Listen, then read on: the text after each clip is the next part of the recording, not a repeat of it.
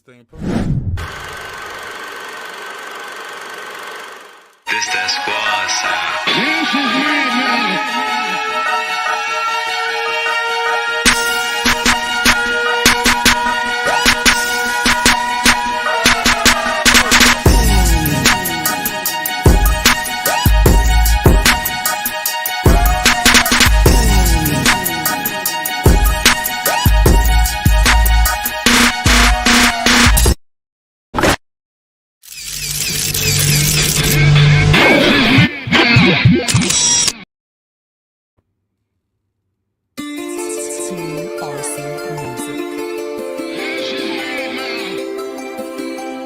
I ain't where I wanna be. I'm far from where I'm gonna be. But I'm trying every day, man. Alone in my apartment, walking through the hallway, thinking why I always choose to learn things the hard way. My mama say just believe it, you can achieve it. For real. My problem is I don't believe shit till I see it. Some days I feel defeated, energy so depleted. Sometimes I feel like quitting, those times are not frequent. I'm crying out to Jesus, I need your help. But the man in the mirror's like, you brought this on yourself. It seems every day you live, death's a little closer. Angels watching over me, got demons on my shoulder. I'm paranoid every time I see police roll up. Not cause I'm doing wrong, cause I know they got a quota. So I stay away from where the captains and the sergeants be. Arresting the minorities, always their first priority. Especially if you black, you get shown seniority. Enough to make a man slice a vein or an artery. So pardon me, the war is on, I'm riding with the heat. Oxymoron, pistol in a shotgun seat. Yeah, I had a question on my mind all day. What's that? Damn, why I always gotta learn the hard way? I'm trying to keep my head up out the ground. I'm trying, hoping I never let you down. I'm trying, I'm in the lab cooking up the product. I do it for the fans, hope they love it when they try it. I'm trying to share my pain through my songs. I'm trying to leave something for my family when I'm gone. We all have goals before we die. You never know how far you can go if you don't try.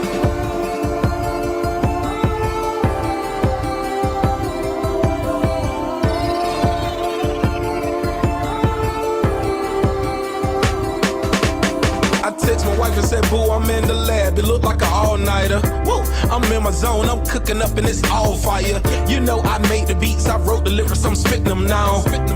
Give me about 30 minutes and I'll be mixing it down.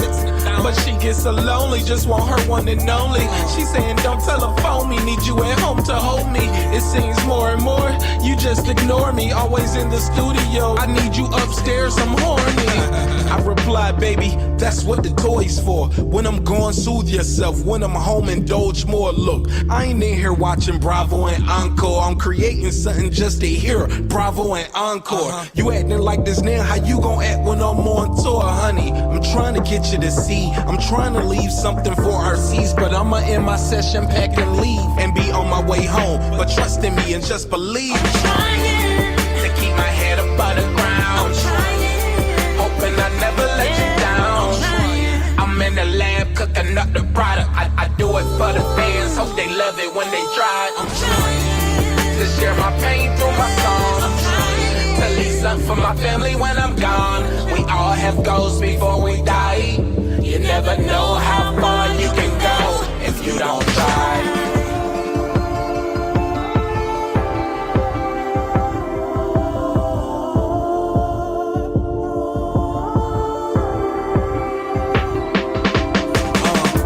Wintertime, ride around with my windows down. Music up loud, pumping up my newest sound. Passing people on the corner that's begging for change. Ironically, I'm in this rap game doing the same. That's funny, just to you only. On the crossroads of life, I lost a few homies. If I'm lying, I'm flying. I swear to my cousin Brian, I'm trying to keep a peace of mind. Had some squares in my circle, they was keeping me behind. Gave up on their goals, so I'm crazy for trying mine. I'm just scratching the surface, in due time you'll see the dents. The music is a marathon, these niggas doing sprints. None of them is cool as him, please don't get fooled by them. I came to influence them, but I'm with them hooligans that change the temperature of every room they in. When they snatch your ice and your jewels again. Oh Lord, I'm trying to keep my head up on the ground. let you down. I'm in the lab cooking up the product. I do it for the fans, hope they love it when they try. I'm trying to share my pain through my songs, to leave something for my family when I'm gone. We all have goals before we die. You never know how far you can go if you don't try. Ladies and gentlemen, right now, I challenge each and every one of you to look deep inside of your soul. Find your passion. Once you see it, hold it, grab it, keep it dear to your heart. Keep that dear to your heart. Understand, that passion is your purpose. That passion is the reason why you're here every day. That passion is the reason why you get up. But believe me when I tell you, it's not gonna be easy. You're not gonna get 8 hours of sleep every night. Just as your passion is your purpose for living needs to be your passion. I believe everything happens for a reason. If you can hear my voice, believe in yourself and keep trying.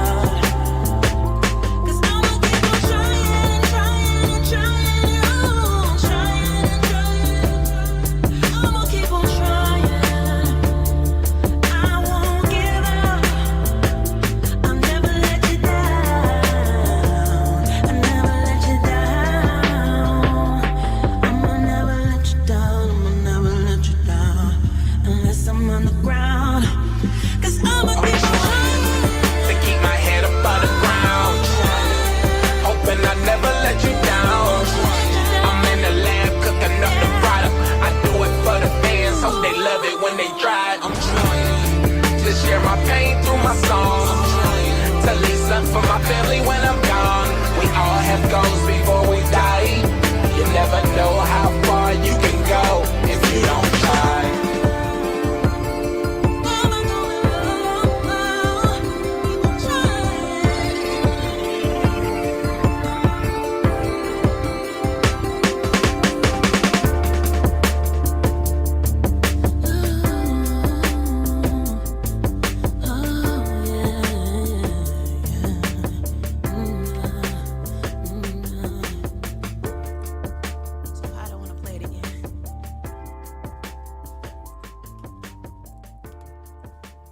How y'all feel out there? How y'all feel? How y'all feel? How y'all feel? Check 1, check 2. COVID check. COVID testing. Testing 1, 2, 2. Can y'all hear me? I'm gonna let this beat ride a little bit because we're gonna start the show.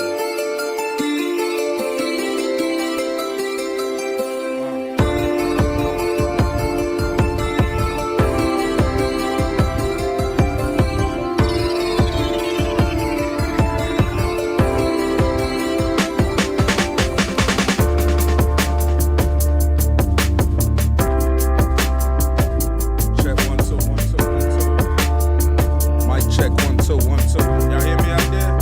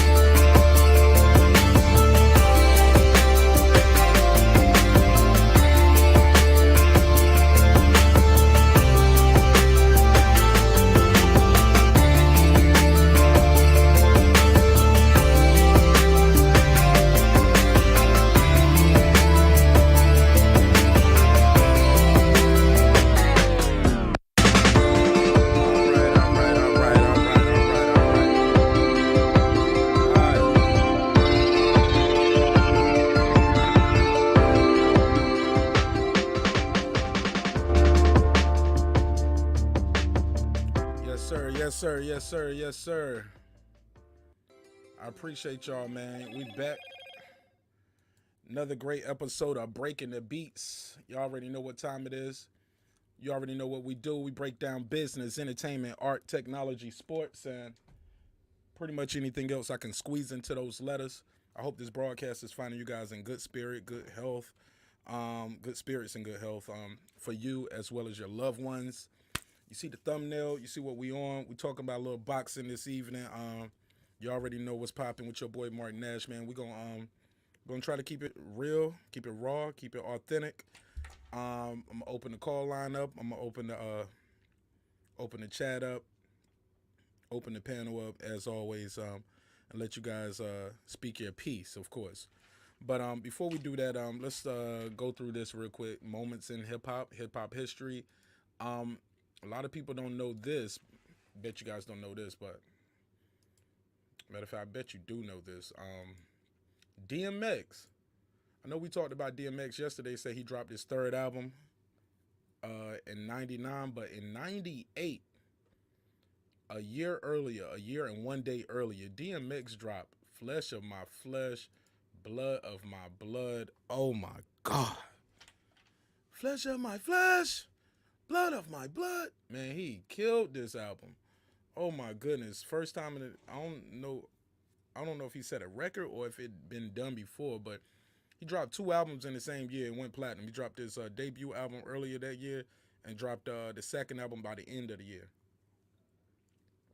Yes, sir. DMX was super hot. Rough Riders as a label, as a crew, super hot. Had a super crazy wave. Riding around, no hands, doing wheelies on the bikes, no hands. That's why I be telling the youngest when they see Meek and these other dudes doing, I'm like, man, niggas was doing that shit in the 90s, man, and before then. But now I sound like the old head, right? Talking like, we used to do that in the 90s, nigga. But for seriously though, man, shout out to DMX. That was a great, great album. Flesh of My Flesh, Blood of My Blood was definitely a groundbreaking album for him. So we just had to do that moment, in hip hop history, like how we start off every show. We got to, pay homage to how we got here. And when I say we, I'm talking about me or my crew. You wouldn't know me, you wouldn't know Martin Nash really if it wasn't for hip hop, man. So with that said, man, let's talk about it, y'all. Let's talk about it. You see the thumbnail. You see the banner. Trying to figure out where I want to exactly start with this, because I love boxing, right? I love this sport. Been watching boxing since I was a young man, very young man. I don't know how my mom got into boxing and got me into boxing, watching it early on. Maybe because I was a little knucklehead running with other little knuckleheads. I was bullied. I ended up bullying people. You know what I'm saying? When you grow out of those bad habits. But yeah, I don't know where my journey with boxing really starts, but I definitely want to talk about the corruption that's going on in our sport. I love boxing. Like I said, I can't express it enough. But it is things that are going on in our sport that some people talk about, some people don't. And it's truly unfortunate. It's truly unfortunate that you got guys out here risking their life, putting everything they have on the line. We all know the moniker. We all know the saying, you don't play boxing, right? You don't play boxing. And I get it, and I understand it completely. However, we have situations where here we are in 2020, and we have a guy saying, hey, I got hit with egg weights. It was egg weights in the glove. My trainer spiked my water. We got corrupt decisions. We saw Brian Custer the other day talking about, hey, man, I didn't see the headbutt in the fight, but yeah, they'll kept looking for it on the replay until they found what they needed to see to overturn the decision. So boxing is a beautiful, ugly sport, right? But here we are in 2020, still with allegations of people. I'm trying to remember who was that. Somebody just got into a situation where they pretty much sent all the damn gloves back because they was like, hey, man, all of these gloves feel bad. truly unfortunate. Like, why are we having these problems in 2020 with the gloves? Guys failing drug tests. Oh, it was nasal spray. Oh, it was pills for erectile dysfunction. No, man. We shouldn't have these kind of things going on in our sport, especially in 2020. Shouldn't have these kind of things going on. But nonetheless, here we are. We having these kind of conversations because these allegations, you see the thumbnail with Fury, they're not going away. They're not going away. I heard him talk about it vaguely, but I never heard him just come out and say, hey, look, man, the dude just got beat up in our class. Maybe he has. Maybe I missed that clip. I want to know how you guys feel about the Wilder situation and the conspiracy theories that are going around. Do you guys feel like Mark Breland has something to do with that? I want to know. I thought Mark Breland was highly respected in the boxing community, but yet we still had these kind of stories where they saying, hey, he might have did something egregious, right? Watch this. When I type in Glovegate, look at what pops up. Okay, so Fury did respond in June. But when you look at these pictures, man, what's going on? That shit look crazy, bro. Fuck it, let's keep it a buck. Let me put in the hashtag Glovegate. Watch some of these images. Look, Glovegate Fury. First thing to pop up. And people are talking about the way these gloves look flopping around, like you said. Even still, let's say there's nothing wrong with this glove. These kind of punches aren't legal punches. Backhands and stiff arms. Right here where he's flapping the arm back. But hey, man, we're going to talk about it. But I know I'm not alone with saying, hey, nah, I ain't never really seen no glove look like that. But also, my iPad acting funny, but I'm here. For sure. You could call in, sir, if you want to try to call in. That's cool, too. But, yeah, sir, yeah, man, you was off yesterday, too, man. Sir taking it. Sir said, fuck that Christmas bonus Martinez trying to give out. I'm doing my own thing. No, I'm fucking with you. But nah, man, just want to know how you guys feel about this situation. Like, what was ever really done to Margarito? Did he go to jail? I think he was suspended, right? When he suspended for a bit? We're going to pull it up. We're going to talk about it. We're going to pull it up. We're going to talk about it. Also, the racism in the sport. It's thick, right? It's thick. I know it, and I get it. But I understand where these dudes are coming from. Like, you do want to have pride in your countrymen and all of that. But I was disappointed at a lot of these so-called boxing channels who say they know boxing and they cover boxing, but they were picking Garcia over Spence. I'm like, if you know boxing as much as you say you know boxing, the only reason I can picture you picking Spence really is because he's Hispanic. With that said, Brother Bakari just walked in the room. Peace, King. What up, though? Peace, my good brother Mark Nash. How you doing, my man? Hey, man, I'm trying to live, trying not to sin. What up, though? How you feel? Yeah, I'm good, man. You know, you talking about something. I'm a big boxing fan myself, and the glove gate with Fury, right? Yes, sir. But I'm gonna show you something else. Not just glove gate that they have completely. You know, they don't want to talk. They don't want to talk about. But I know you watched the Pacquiao Keith Thurman fight. Absolutely. Did you know, in order for Keith Thurman hadn't fought but once in like 2 years, probably was running low on funds. But in order for him to take that fight, he had to sign a contract saying Pacquiao did not have to take a PED test. Hey, look, now I heard stories about that leading up to the fight, and I heard him saying things of the nature like, hey, man, I don't care what he take. He could take what he want to take. What he want to take. And I was like, maybe he's just talking. Maybe that's hyperbole. How you say hyperbole? I'm fucking that up. Hyperbole? Hyperbole, yeah. Hey, look, that's what I get for trying to use some Stephen A. big words up here. Y'all niggas You know stupid.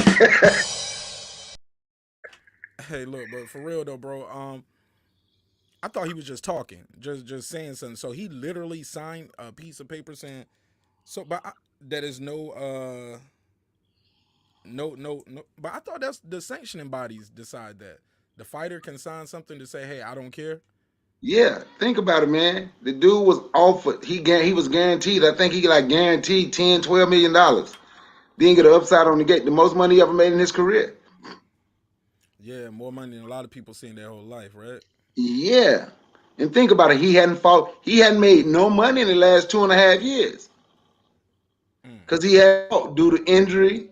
Then he with his wife who's from Bangladesh, he was over there with her trying to get her back in the country because they wouldn't let her back. He had to So drop that bag.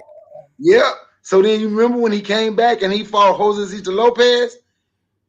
Yeah, His that was first his fight fight back. back. Yeah, he didn't look that good. Yeah, because you could see the rust and everything, and he hadn't got his power, right? So like this was the right time for Pacquiao to jump on that. And shit, we can get him to sign that contract. He's running low on funds. But bruh, in all honesty, they always figure out a way to try to cheat on brothers all the time. Now, I'm glad you said that. I want you to elaborate on that. Do you think it's just brothers to get cheated in boxing? They cheat against brothers for everybody. It really doesn't make in all honesty. Like if you go back and you watch I'm listening. Let me just lock this door and grab this pistol, man. When I be here with these headphones on, I be locked in and I be zoned in. If I I hear see you. anything move on this camera behind me, I'm busting over the shoulder. I ain't even looking back. But go ahead, though. I'm listening, You though. stupid. Like when Nate Campbell fought the baby bull, I can't even remember the baby bull first name. Just go listen to how they were trying to make excuses for the baby bull, and you could clearly see Nate Campbell was destroying him. Even when Sugar Shane fought Margarito, and they caught him with that's the fight Margarito got caught with the Brother Pastor Nas of called him. Clarence. Yeah, Brother Nassim Richardson called him. Yeah, go back and listen to the commentating. So when I'm talking, I'm talking about like the commentating. Remember how Floyd Mayweather Jr. talked about how HBO was always pulling against him, right? Yeah. And now where's HBO boxing? They're done. They're done. Yeah, I feel like HBO was banking. They was betting on the wrong horse too many times and they lost, man. They was banking on Pacquiao winning. Remember they split that pay-per-view? How my mic sound? Because my mic sound low compared to yours. Your shit sound like you on a bullhorn. My shit sound loud like that? I'm sounding clear? I'm right up on my mic. I'm clear? I can hear you. You good. I can hear you. All right. Basically, man, but I'm right up on my mic. Man, you good, man. You good. I just turned my headphones down, nigga. You loud as fuck in my ear. But it's all love, though. I'm glad you called in. The trade dialogue with you, man, especially like on boxing. I think normally I talk to you on I seen you on Courtney's channel. Yeah. Yeah. But I didn't know you was on your boxing, brother Bakari. Man, I love boxing, man. My 17-year-old son is 3-0 amateur, but I told him don't box no more. He can say he's a spy. I want him to learn the craft, right? My daughter is 2-0. She's 16. She's 2-0 in amateur. Man, you gotta let me get an interview with you and your family one day, man. That'd be dope. Yeah, that'd be cool. Wouldn't have no problem with that, my brother. Put you on the spot in front of my audience. You got my email, right? Nope. Put it in the private chat so we can definitely set that up. I love to set that up whenever you guys are available.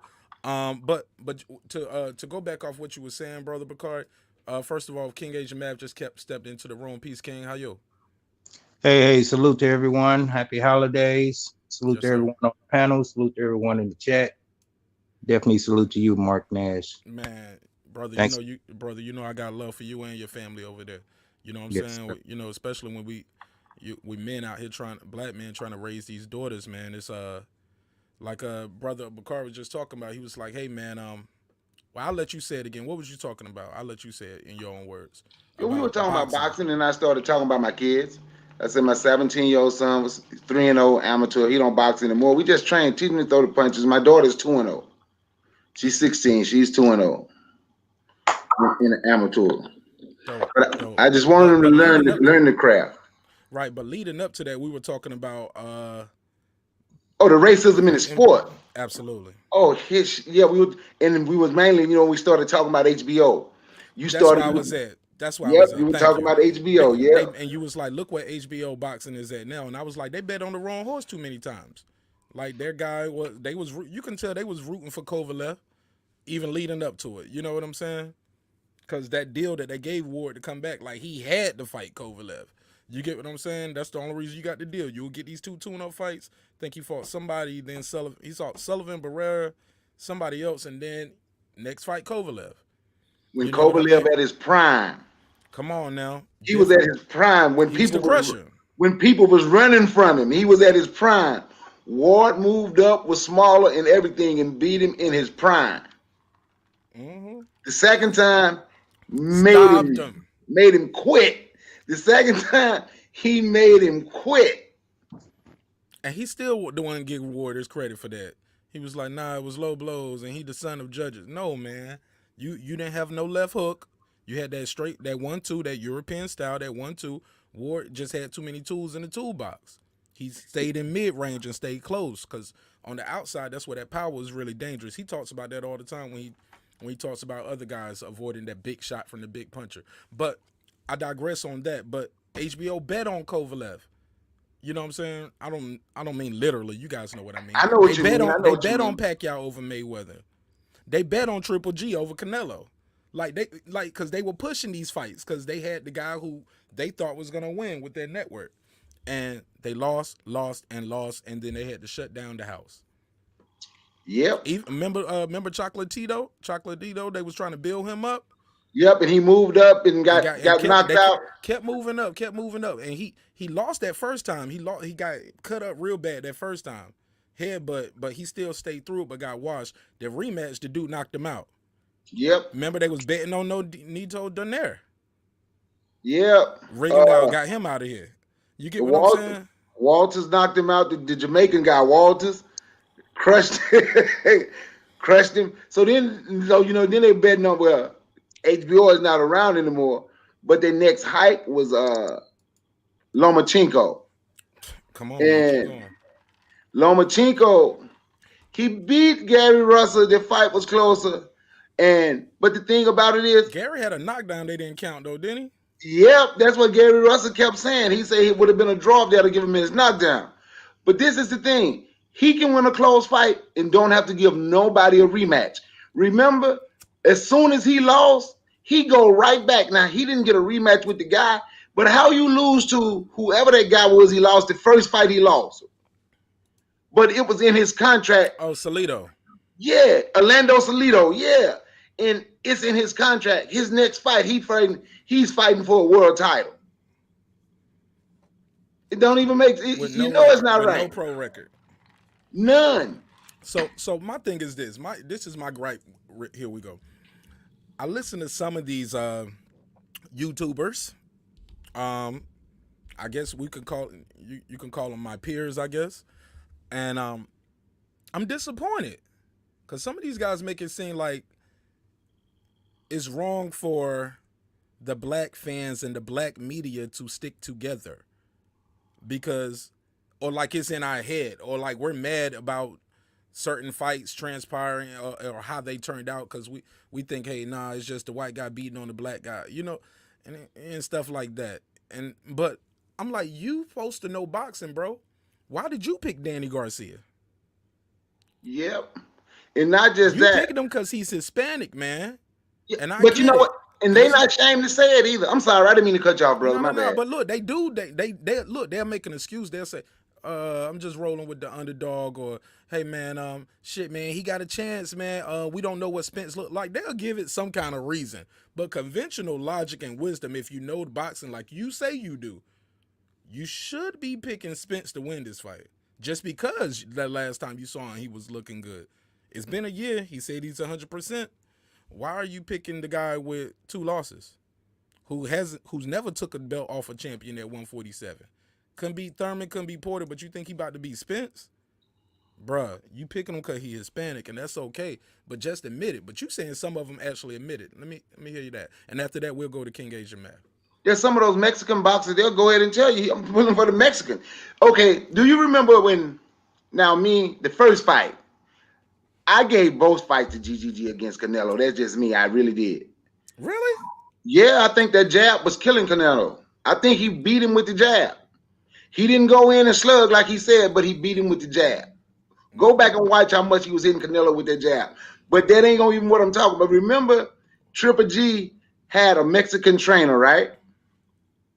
Okay. If you go, I cannot remember his damn. I'm pardon me because on your Abel podcast. Sanchez. Nah, man, we be cussing. I don't give a fuck.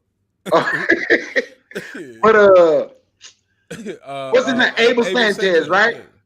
Do you remember when Canelo, the second one, when he got the victory? Did you hear what Abel Sanchez said? And he was GGG trainer. Did you hear what he said? We have a Mexican at the top again, or something to that effect, bragging on the Mexican champion while he was training a guy who was fighting the Mexican. But because he was Mexican, he was still in his spirit pulling for Canelo. And then he got upset because Triple G fired him. What do you think he was going to do? And when Errol Spence fought Mikey Garcia, it hurt Errol Spence. Did you hear Errol Spence talking about how Sugar Ray and all the older, black fighters greats before him was pulling against him? Did you hear him when he talked about it? No. I didn't hear that. Yeah, go back and listen. Let me They had pull the it up. interview. I saw it on YouTube. It really hurt him. Sugar Ray, Tyson, all of them was pulling against him for Mikey Garcia.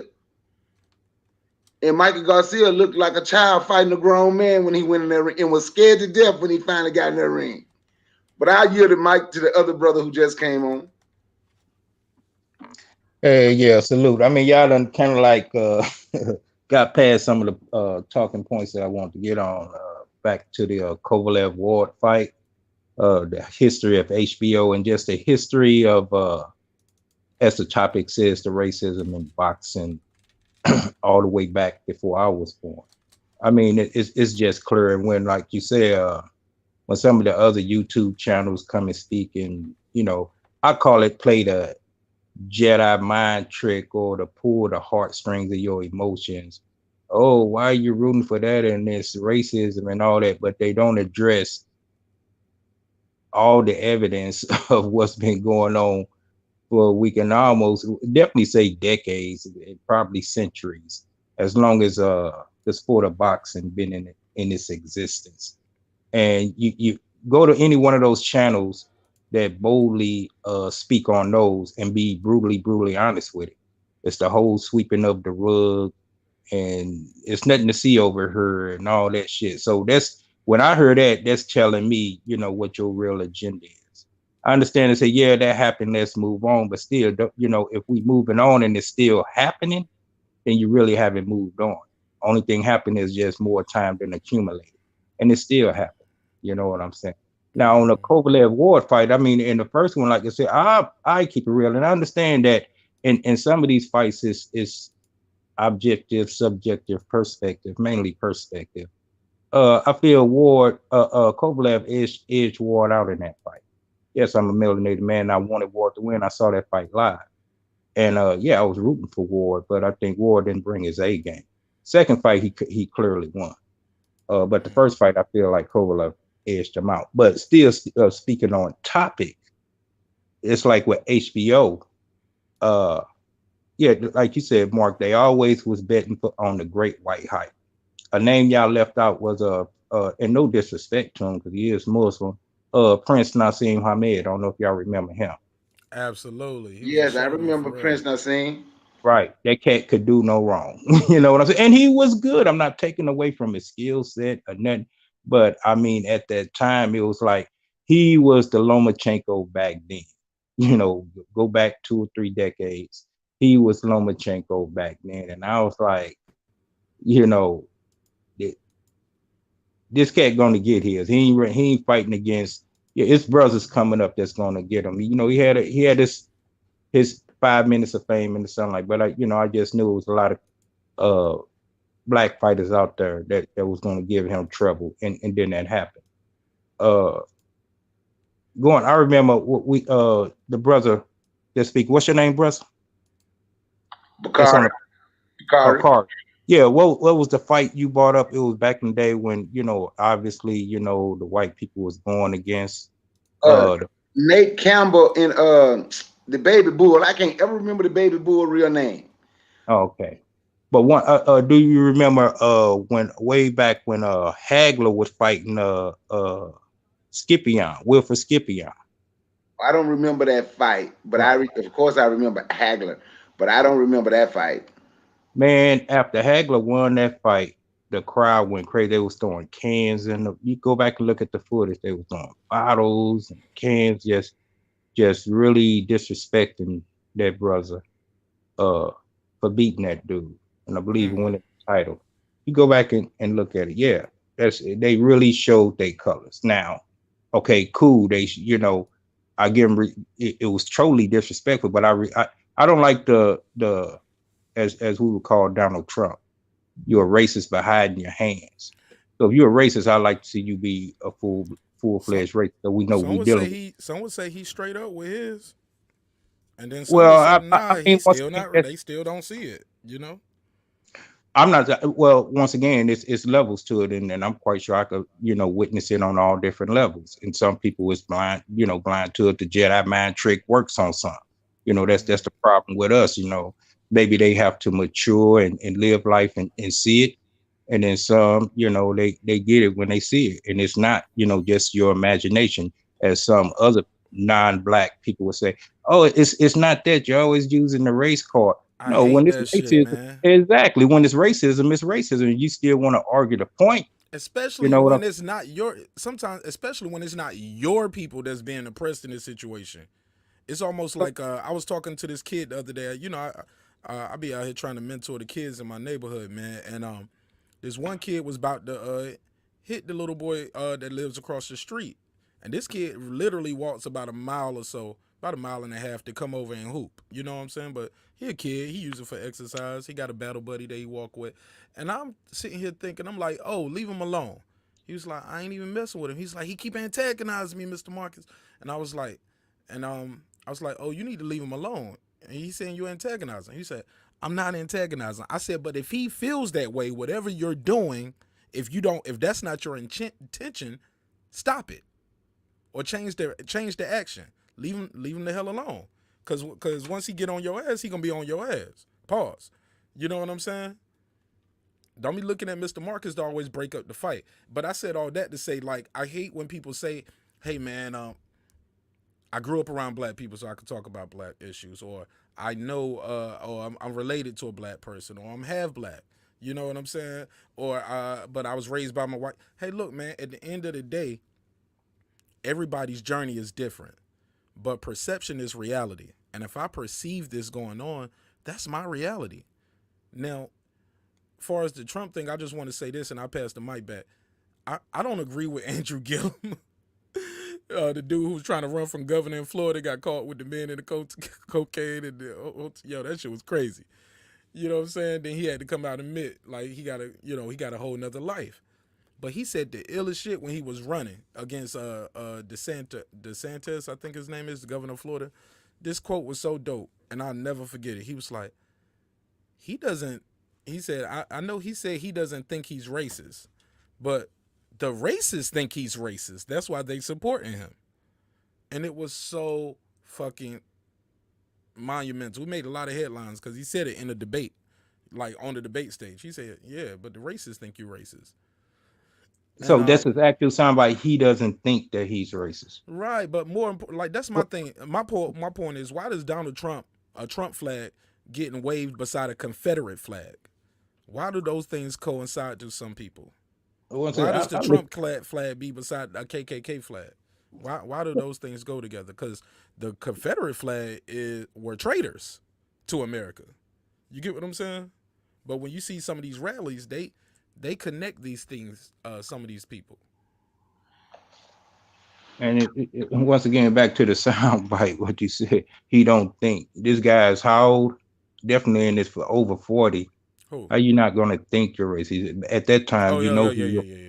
know your character. You know what I'm saying? So you know you got to use the word I don't think Well, I am. that might have been my words. I might have Oh, okay. paraphrased there, but it's pretty much it's a clip. I'll Yeah, pull but it up. you still hear a lot of a lot of different races saying that. I don't think Right. I'm at a certain Yeah, but you why? you know what you are. Right, but And more that's importantly, if people were out there doing certain things that I don't support and they supporting me, you know what Martinez gonna do? I'm gonna get up here and I'm gonna say, "Hey, man, don't do that. I don't support that. That's not cool. Leave 'em- nah, we're not gonna do that." You know what I'm right. saying? But with that said, Bakari, I got that clip you was talking about. Let me see if this is it. He was talking about Sugar Ray Leonard and the guys picking Mikey over him. I'm gonna take this off the screen, so and we'll just play a little of the audio. In your profession career, where do you rate them as far as difficulty? This is I Errol feel like he Spence wasn't talking about difficult at Mikey. all. I got to credit my coach. I got to credit my. He's talking about Mikey, and this the post press conference for the viewers. He wasn't difficult at all. I got to credit my coach. Just great game plan. Like I told people that they were gonna see a different side of me. They were gonna see a guy that did have high boxing IQ. I just felt insulted. Just throughout the whole training camp, where people were saying that he was smarter than me, and I felt insulted that a lot of these reporters here was agreeing with him. And a lot of these Hall of Fame fighters like Sugar Ray Leonard. He leaned into the mic when he said that. A lot of these Hall of Fame fighters like Sugar Ray Leonard. And a lot of these Hall of Fame fighters like Sugar Ray Leonard and other guys was going for Mikey Garcia when his own his own ethnic group was going. Yeah, he was about to say his own. He was about to say skin. He was about to say like if you watch it, he about to say skin and color. He like, let me get this right. I'm on TV. Sugar Ray He called Leonard himself. and other guys was going for Mikey Garcia when his own his own ethnic group was going for him, and top guys like Marquez and other people like that. Marco Antonio Barrero was going for Mikey Garcia, but you got guys like Ray Leonard and Mike Tyson, going for Mikey Garcia or saying Mikey Garcia was gonna win. So that kind of rubbed me wrong too. There you have it. You Errol hadn't heard that, Spence. my man? Yeah. No. I missed that. I might have heard it, and it just in one ear and out the other Out because the other, I'm yeah. used to it. You know what I'm saying? Unfortunately, we're used to these kind of things, but it fits perfectly in the context of what we're talking about. So when we hear people saying, "Hey man, hey man, you guys are just rooting for the black guy," no, the black guy who is out there, they know what's going on. They know the deals they getting and what they're accomplishing. If they just wasn't black, or if they were black from another country, that would be different. But Yep. what I'll say is, even if I am rooting for the black guy because I'm black, that ain't for you to speak on if you're not black. Speak on the white people that's rooting for the white guy because he white. Speak on HBO, like you say, always trying to find the great white hype, and he ain't shit. He He's the ain't great there. white trash. Speak on that. That's your speaking point. You speak on all that shit. You don't come over here trying to tell me, hey, I'm rooting for a black guy because he's black. If you got a gripe with that, you speak on the white people that's rooting for the white people because they're white. Till you start doing that, you ain't got shit to say, point blank. And and that ain't even my opinion. That's my fact. So yeah, like you said, it's a lot of platforms that do that shit, and I go on there and I say my piece. Well, you ain't got to come over here. You right, but I came over here and said what I had to say. Deuces. Right, And still straight gonna like stand that. up. But then they come with, well, don't you feel? No, I know what the fuck I feel. You can't tell me what I feel. I heard people come on your platform saying that shit. Well, don't you believe in all this shit? Don't never. To all the people that listen, don't fall for that shit. Don't let nobody tell you what you're thinking, especially that white that white European voice. I don't know what it is. The octaves in it seem like it hypnotizes some of the melanated people. I don't know. For that old okie doke shit. That's why I call it the Jedi mind trick. Stand on your squares. No, let the motherfuckers get in the ring and then we'll see. Right now, I'm betting on black. Yep. But for me, like I pull for all the black fighters. I'm gonna be honest. Don't care where they from. It don't make a difference where they from. I'm pulling for the black fighter. And I'm And I ain't gonna lie. I don't always pick. I pick for who I think gonna win, big dog. I ain't gonna lie. no, I say who I'm pulling for. I'm going. If Oh, okay. I'm going to bet with my I money, not with my James heart. Kirkland, Canelo. You was rooting for Kirkland, right? Yeah, I was a Kirkland fan. Did I think Kirkland was going to win? I didn't think he was going to win because and Wolf made him. If he, Charlo. I, I say because it wasn't Charlo. He was supposed to been fighting Charlo instead of Kirkland at that time. yeah, but you know, Even back then, I didn't. but you know, like for me, Canelo has lost 3 fights to me. Ezra Lara beat him. They took that fight from Ezra Lara, the Cuban brother, and they took the fight from Austin Trout. At the best against Austin Trout, he should have had a draw. Canelo is not all that to me. Canelo is more hype than anything to me. To me, he beat Danny Jacobs. Danny Jacobs had drained his body. But for me, Canelo is Hold on, more. Sir Senior. You changed your Avi? Yeah, it's me. Okay, yeah. Cause I was about to ban this motherfucker, boy. You better say something. You said what now? Nah, yeah. This my bad. My this one of my co-hosts. He just pulled up. But go ahead, man. But you know, I'm gonna go back in the day because the brother was talking. He sounded like he's from New Orleans too. He might not be that. What's your name, brother, with the king hat? Oh, King Asia. I'm in the Midwest, Illinois, Missouri. Oh, okay. You sound like you had a little New Orleans twang. But you was talking about back in the day. Do you remember when Aaron Pryor fought Alexis Oil. Yes. Yeah. But I remember both of the fights. The one I missed. Give me the other bottle. The one I mixed. Yeah. Panama Lewis, famous last words, right? Well, not those weren't the last words, but you know, the next fight, they let Alexis Arguello people bring the water to the ring.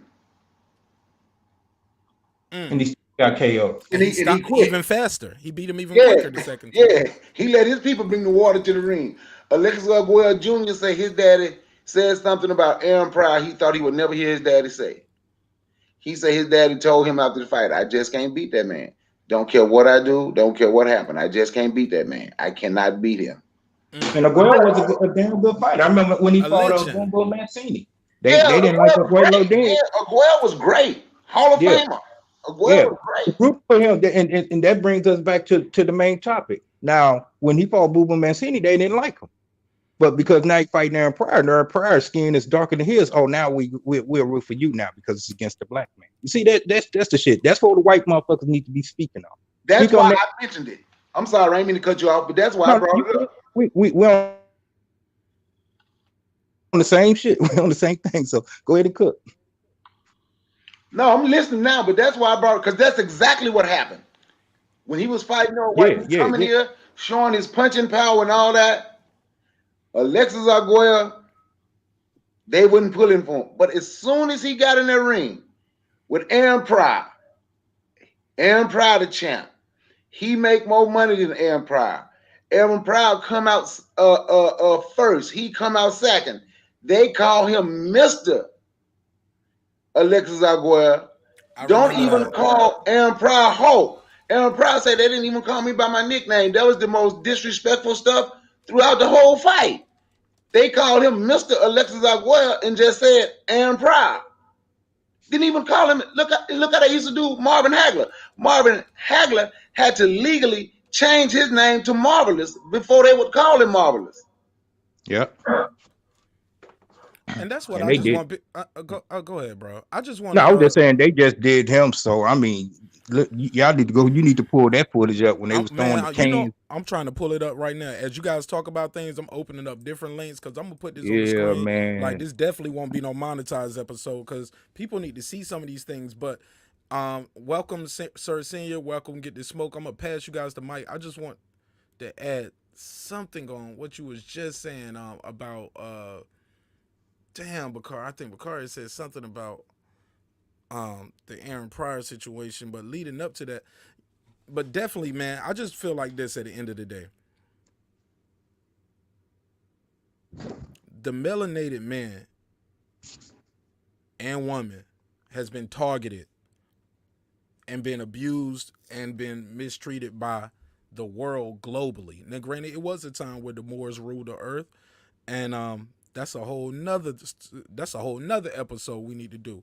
And we can definitely drop that science on people who don't know about the Moors and how the world got science from Africa and still getting resources from Africa to this day. But they'll tell you all kind of things to scare people from wanting to go back to the continent. But at the end of the day, I'm gonna pass the mic. But all I want to say is, man, look, I'm not trying to open the platform up for us to just say the white man is wicked, but but when you look at the world globally, it's a lot of pillage and destruction from Caucasian white men. And they do it in the name of Jesus. Sometimes they do it in the name of religion, saying, hey, we're trying to bring democracy. That's the new thing. And it's truly unfortunate, man, that we having people, we got to have this discussion, because some people are looking at us like, that's in your mind, leave that alone. Or, hey, man, that was years ago. Bro, yes, slavery might have been years ago, but the oppression still is going on today. Well, that is My mom, man, I'm talking to y'all now. My mom was going to a school that was just getting segregated. Okay? Like, we had TV around when these people, Martin Luther King, Malcolm X, that was my mom's era. She was a kid. She remembered that. Mark. Let me just interject this, man. So And I it's ain't not trying to that many sound generations ago. That's all I want to say. And some people out here trying to say this is all in our head. It's a conspiracy against the black man and the black woman. Bruh, y'all ain't watching the news, or either y'all, how Ice Cube say, they don't know, don't show. But now we all can show it because we got these smartphones. And it's in your face. You can't deny it. But some people still try to twist the truth and have alternative facts. But with that, I'm going to mute my mic. Go ahead, y'all. No, I didn't want to interrupt you. You was cooking good. It's as long as we under this capitalist society, and I want to check, we want to get back on boxing, but as long as we under this capitalist society regime, there's still a level of slavery. There are some non-melanated people that probably is oblivious to it or ignorant to the facts. That's a small percentage. For the most part, once you get to your teen years and your eyes open, you see the world for what it is, then you already know. And if you're not addressing the situation for what it really, really is, then shut the fuck up. You know what I'm saying? But the main point I want to put in, as long as we are under this capitalist society regime, there's a level of slavery that still exists, point blank. And then person said, well, break that down what it is. If you dig in your pocket and you got some money or some money on a debit card, you're under the capitalist, you subscribing to the capitalist society regime. And yes, that includes me. I have a question. Do you think that it is inherently the monetary or the economic system that creates the slavery? Is there an economic system that we could experience that wouldn't have the slavery aspect to it? Is that, or is the the permanent underclass a feature of the culture that is reflected in our economic system, but not an actual feature of the economic system itself? Man, get this smoke. That was a very, very, very great question, but I'm just afraid it's gonna lead to a rabbit hole. But that's very beautiful. Go ahead. I want to. It's the barter system. When we had the barter system, Go ahead, sir. I'm gonna answer after sir, if I may. Go ahead. yeah, when we had the barter system, it was more leaning towards freedom. So they had to find a way to destroy that with sharecropping, and then they went from sharecropping to on the lines of what we have now, and they kept just making it worse and worse. Um, but when you had the barter system where I have rice and you have beans, and we traded that off, or I'll help you make your house, you'll help me fix mine, things of that nature, it was a lot better. And you got paid off of what you did. You got paid off of keeping your word, not so much of, well, I got more stuff than you. Because even if I had more stuff than you, I still had to work for whatever else I needed. You have to work to keep it. Yeah. I want to disagree with you just a little bit on some of that, sir. Yes, you're right. It before it was actual a facade ass currency like a dollar, right? You know what I'm saying? The guy with the biggest farm though, who had the most land, had the most money, and had more opportunities, and also that bred corruption. I think my issue with this whole capitalist society in general is, hold on, who is this? Okay, man. I don't know why everybody always hit me when I'm live on the air, and they know I'm on air. I've been pretty consistent, right? 10 to 12, right? Pretty consistent, Monday through Friday. Yep. Golly, man, bro. See, man, what the fuck was I? Oh yeah, the guy with the biggest farm. I just think the biggest problem I have with America is a lot of times with this taxation, bro, and the way we divvy out the money with taxes. Like the NFL should not be, now or ever be a nonprofit organization. You are for profit, big profit. Okay, am I alone here? Like that's insane. Should not be a nonprofit. I don't care how much time you guys come back to a high school or drop off a check. Man, no, pay your fucking taxes. Because you guys are billions. Billions on top of billions. We got billionaires who own teams, and then we get the people of the community to pay taxes for their stadium. That's insane. My tax dollars should not just go to war and more tax cuts. I should not pay more taxes than a millionaire. That's insane, man. And if we get sick right now with something going on, like right now, that's happening beyond our control, you know what? I should be able to go to the doctor. I should not leave with a big ass bill, man. What did all the tax monies go? Why are we as citizens? What matter of fact, fuck it. Let's go back to even that, man. Minimum wage has been the same for how long? $7.25, waitresses making $2.13. We have lobbyists from the restaurant industry paying off our politicians, saying things like, "Hey, well, if we pay waitresses more than $2.13, man, we might have to shut down the Waffle House." You're a fucking lie, man. Cut the crap, man. Hey, we can't have no more Applebee's and Golden Crab. We pay them more than $2.13. That's bullshit, man. That's bullshit, and we have too many people that are in office for way too long. Too many incumbents. They should put a term limit on it. But since they can't, we can. We can say, hey, we getting you the fuck up out of here. You've been here too long. And nothing is changing. Bro, people have waited 9 months just to get a $600 check, man. People are dying, losing their homes, leaving hospital. Even if you recover from the COVID, you still got a bill that you probably can't never pay. You know what I'm saying? Like, this shit is insane. And but it goes back to capitalism, like you said. But we, as the people, we can change the system if we choose to. Because it's no reason why weed is legal in Colorado, but you drive 2 hours the other way, you can't get it. Or you're going to jail if you still got it. Oh, now we about to, oh, you smell like weed. Probable cause. We about to violate your whole life now. And your whole rights. We about to strip your car, everything, put you in cuffs. Might have a whole nother problem going on with something else.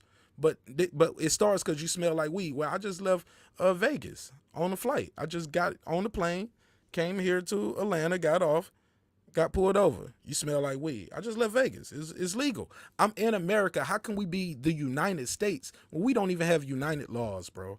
With that, I'm going to yield my time, man. I'm ranting over here. Nash is mad now. Well, I mean, that's why I asked the question, because it sounds like a lot of the issues are societal issues, not about the actual economic system that the society employs.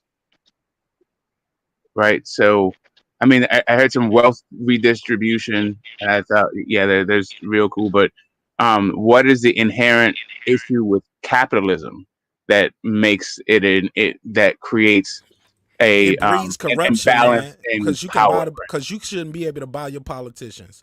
We, as a small business, my wife and I, we should not pay more tax. She's the only worker on her company. I'm the only worker on my company. We are two independent business owners, but we're husband and wife. Man, they fuck us with taxes every year. You get what I'm saying? Like that, well, no, you got an office and she got off. Yeah, Are y'all using the same office? Man, no, it's a whole different office in the same house. No, I mean, so I get the way that I get the way that capitalism is being practiced in America, right? And the issues that has, and with middle class and all the class systems, right? What is middle class? Another economic system fix that? What say again? What is middle class? I mean, illusion. really, it's a social construct. I mean, it's a, I mean, like in economic terms, it's the ability to have your needs met and have your next generation do better than you, right? So, do you own your own home? Do you own your own car? And can you provide an education for your kids? Like in a nutshell, right? Well, according to Google, middle class is considered people making anywhere between $40,000 and $122,000 a year. Now I with mean, 40, now but with 40 and but that doesn't $122,000 speak to how many a people are year. living out of that. That doesn't speak to how many people are living out of that income. Exactly, All and right, and it doesn't speak to taxes neither. and it doesn't factor in the gosh the inflation rate. Yeah, that I mean, I feel like that is a reductionist. I mean, I'm not mad. I'm not mad at that as an income I'm not mad at that as an income metric, but I was speaking it to an overall quality of life, right? Right, Because I but and think I that's get what what the whole you're saying, because but I think that's what the social construct was about, was creating this sort of safety network. go ahead. I ain't mean to talk over you. I felt like I was cutting you off, but go ahead. Oh Finish. no, And I don't want you to right, rush because you already talk fast. So if somebody cut you right. off, you're gonna talk even faster. I'll be like, Yeah, it's because I'm on somebody else's panel. I don't know. I don't want to hog it. I don't know how much time I have. All that stuff. So I try to get it out fast and not be so right. So part of the when they were doing the whole New Deal FDR after the Great Depression to create this safety net for the disenfranchised, they created these economic and really statutes, but also an entirely new class, and the middle class, right? It's a completely constructed thing through a bunch of statutes, in our fiscal policy and also in our social policy too. So I mean, so the middle class, to me, is it's a philosophical state what it's condition. It's a philosophical condition as well as an economic condition. it Yeah, it's sound good, man. Hey, look, it sound good, man. Yo, it sound collegiate the way you put it. Sound like I was reading an essay. But my nigga, I'm Well, gonna keep I it mean, a buck I'm with trying you. to. Hold on. But my nigga, I'm gonna keep it a buck with you. Yeah. My man said it best in the chat. Retro boxing documentaries. Hey man, Blood. What's I up, need Blood? I need to. That's blood boxing. Yeah, This blood boxing. yeah. Blood boxing. Hop on, bro. I fuck with blood boxing. I ain't know that. Well, he got another channel. You call it something, or it just say blood Yeah, that's boxing on it. his. Well, that's the one where you go and you get, you get all the old school, the in-depth analysis I fuck of with blood of boxing. Yo, he let any me come number on of this show one day. He divisions had of fighters or all that stuff. Yeah, yeah. Blood's a man. Yeah, he's super dope, man. He let me come on the show one day, and he wasn't even really up there, and they was just arguing. It was Hefe, and it was some black dude. I forgot his name. See, I said black dude. Now I'm racist. No, but it was Hefe and somebody, and he put in the thing. It was like, can anybody try to fix this? And I was able to come up there and diffuse the situation. And by the end of it, even Hefe told the dude, "Hey, I'm sorry." Yeah, I was on that panel. And you know what I'm saying? You was there. It I was was on the beautiful. panel. You remember? It was Remember, I beautiful. was And like, people because gave I me was trying to the tell, yeah, because there was an ongoing situation with that. But anyway, there's just a pattern of behavior that you definitely helped diffuse it. I can't remember who the hell it was going on, but there is I just remember there's it was intent definitely involved. Hefe. And I Yeah, used to think yeah, Hefty Hefe was was in a that too. Yeah, troll, because I've been yeah, in yeah. rooms where nobody knew I was there because I didn't put nothing in the chat and I didn't join the panel, but I listened. And I Mhm. was very disappointed at some of the things in some crews that he run with. But I digress on that. Some people probably listening and watching Yeah, that. no. Hefe says before those crews, all that stuff. Like his thing is literally like it's satirical. He has Like this Donnie thing that's V. kind of I like, got Donnie V on my show. yeah, He's it's like, like he's a little bit like Father Guido Sarducci, right? He's like not really a priest, but he plays like he's a priest, kind of thing. Maybe that reference is too old. Never oh, mind. he said it was Hefe and D style. Thank you. See, look at my man. He on point. Yeah, there it is. Yeah, Let me drop. right, that's right. Yo, the link Hefe, is out right? there, D-style blood. Mike was all messed up. That's right. He's exactly right. Yeah, and I told him, I said, hey, bro, you're losing. That's how I think. I was like, hey, you're gonna lose every time. His mic is bigger. Yeah. He's louder.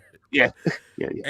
And he kept saying the same thing. You a bitch. You a bitch. I'll fucking kill your mom. And I was like, hey man, let's stop this Wi-Fi warrior shit, man. And man, but shout out to both of those dudes, man, because I respect everybody out there who's bold enough to get out here and put their opinions on wax.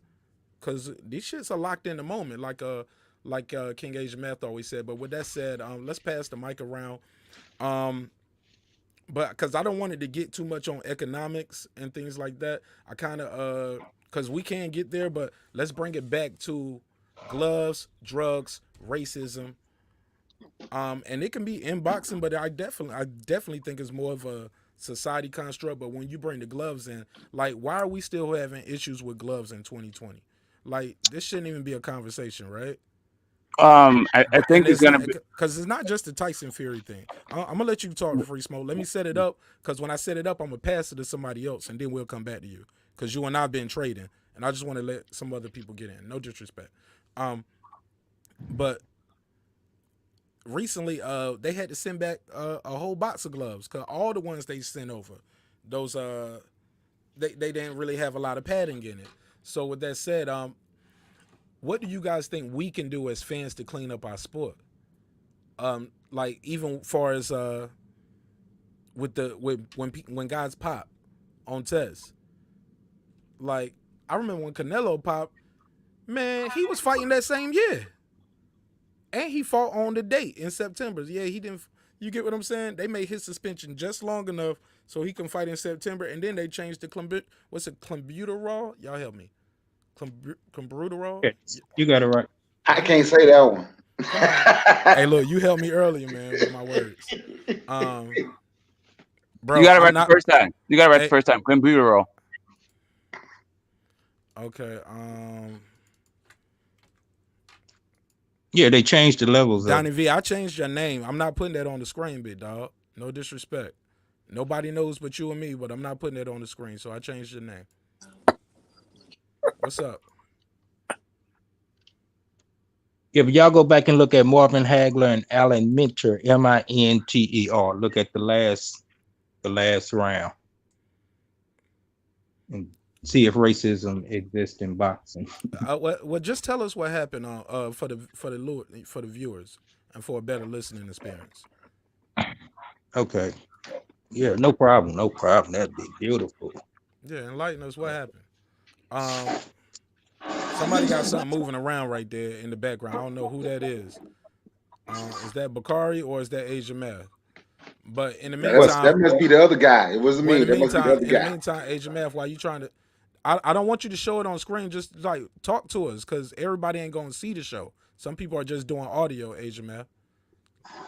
It is like a podcast too, so some people just listening. So talk to us about what fight are you talking about and what exactly transpired in the last round. His name was Alan Minter. This was back in 1980, and Hagler won the fight, knocked the guy out. The ref stopped it, and then instead of celebrating that man for his victory, which he didn't cheat, was nothing wrong with the gloves, wasn't nothing in the water, wasn't no low blows, nothing.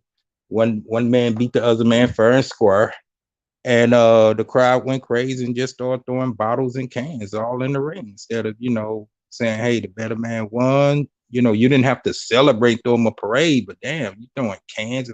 You trying to ruin that man's career. Some could hit him in the eye. Matter of fact, some of the bottles did hit him. What city? It's What city were they in? Do you know? what city was that? Somebody go ahead. I'll Google it. I'll Google it while we're Yeah, doing yeah, that. just Google it. But look, Alan Minter, 1980. all right, Sir Senior. Matter of fact, before we go to Sir Senior, Brother Bakari, because you do have two children that are amateur boxers, right? A daughter and a son as well. Talk to us. What do you think we can do to clean up our sport? What can we do to clean up the sport? Or what needs to be done to clean up the sport? You know what? We're gonna have to get away from those government bodies. To sport right now, seriously, you would have to get away from those government bodies because they make these rules, but then they allow the people they want, who they can see as a cash cow, to do whatever. Because when you talked about Canelo, right? Because he got caught eating tainted meat. I want to know for sure once, but I think twice. Then he went forever and said he didn't. He refused to take the WBC VADA testing. Did you know that? For a very long time, he refused to take it. But because he's a cash cow, he could get away with that. So, but as long as government bodies and outside entities is running something where they're getting rich off, don't have to throw a blow. They really don't even have to know nothing about boxing. They can just know business. And if you just know business and you truly don't know boxing, but you know business, you really don't care what go on in there. You care about what fighter can make me the most money. So this is the fighter that we're gonna have to figure out a way to let them get away with certain things. It's a lot. Like what Mayweather did when Floyd Mayweather Jr. basically moved the promoters out of the way. That was a power move, right? Next step, you have to move the government, the governing bodies out of the way. All these championships, everybody want a belt, but you have to create your own. And that is something I believe black people need to do in a way. We're gonna have to create our own. Create your own. Then once you create your own, can't nobody come in and tell you. If we're gonna have battle testing, WBC can't control whether somebody, because we are gonna you have to get to a point where you want to control your own, right? And that's how I think that you could clean it up. Now go ahead. Yeah, so to me, right? So I think this goes back. This goes right down to the to capitalism, and right, and the idea of externalities, the things that aren't figured into the price, right? The negative aspects of a product. Um, so even if you created your own sanctioning body, right? So we agree that boxing is a sport, and it's not owned by the sanctioning bodies. It's just organized, right? So professional boxing, if you want to make money as a professional boxer, you can either spar other fighters, but the pinnacle of your income generation is going to be through these sanctioned bouts, right? Um, let's say you create your own body, but you still have a profit motive. Why would you? Especially given what the science is when it comes to detecting these performance enhancing drugs, why would you spend so much money on your on detecting this drug, right? Detecting whether or not someone's using PEDs. It seems like if you're going to do that, you're going to have this entire framework of fighter safety that should maybe include healthcare. Some other things that I think may offset the fact that you can't really catch everybody who's trying to use PEDs, and you may bankrupt yourself in the effort to do so. Oh yeah, I agree with fighters having health care. And if they're gonna have these governing bodies, I agree with that. That should come under the governing bodies. You fighting under y'all sanctioning this fight. Yes, the fighter should have health care. Because I remember this fight. Oh my God, it was this Cuban guy, heavyweight. He was the Irish Cuban. This black Cuban. Oh my God, I cannot remember his name for nothing. And this couldn't have been no more about 7, 8 years ago. Southpaw, pretty slick. You're talking about Mike Perez. You're talking about Mike Perez, right? That stopped the white guy, and after the Yeah, white guy became a vegetable afterwards, right? yeah, And I yeah, don't yeah. say that to Yeah, he be never came disrespectful back. when I Yeah. say vegetable. Yeah, he never came back. But during that fight, me and my brother was on the phone because he lived in Florida. One of my brothers, he lived in Florida. And we watched just about every fight together on the phone, right? If we gonna watch it together, we gonna talk the whole time, the whole fight. By the ninth round, if you go back and watch that fight, I told my brother, I said, they need to stop this fight. He said, why? I say, when they show the instant replay of him in the corner, look at him the whole while, about the 19th round, the whole while he was talking to his trainers, he's rubbing the back of the head. He hadn't been hit in the back of the head not once. I told my brother, I say, something is wrong with him. If they don't stop this fight, this guy won't ever fight again. I told my brother that like the 8th, 9th round. Because if you watch it, and then he would get jabbed in the face. He would get jabbed and grab the back of his head. You could tell something was wrong. So the referees everybody has to be held accountable. His corner left him out there too long. The referee had to see it. These government, so then, like you said, the healthcare, so then they're trying to raise money to pay his medical bills. Did I do it? Yeah, I did. Me and my brother did because I love boxing. I'm being honest. I really like boxing, right? So when this guy done put his life on the line for my entertainment and can't ever do nothing. So I did donate what I could. But you're right. They do need health care. Yeah, I mean, in the entire gloves thing, right? So for me, I have this whole glove gate with Wilder, like whatever you think happened, right? So I part of the accusation from what from Wilder's point of view is that, well, what Wilder expressed as his point of view was the doctor saying that he has injuries that's not consistent with boxing. So for me, as a consumer of boxing, that disturbed me, right? But everybody just sort of just pshaws that and says Wilder's full of shit or whatever the thing. But for me, I go, okay, if the guy, let's just assume a couple of things, right? So we can move on and have the conversation. Let's assume that the doctor has a level of expertise, has seen enough boxing matches that he or she can make a determination that that injury is not consistent with their experience, right? So for me, I go, well, then what is it about these gloves that's different from other gloves, right? So then you hear, okay, they're horsehair gloves, and horsehair gloves are supposed to be boxer gloves, and then they're also custom made gloves, so you can get them made to your hand, and they can move all around. So the consumer of the sport goes, well, why is this in the sport? And then you get into the sort of the ethics and the morals of watching boxing in the first place, because it's really about doing violence to one another. So what does fighter safety entail, like in a sport that is inherently lethal? Well, not inherently lethal, but could be lethal.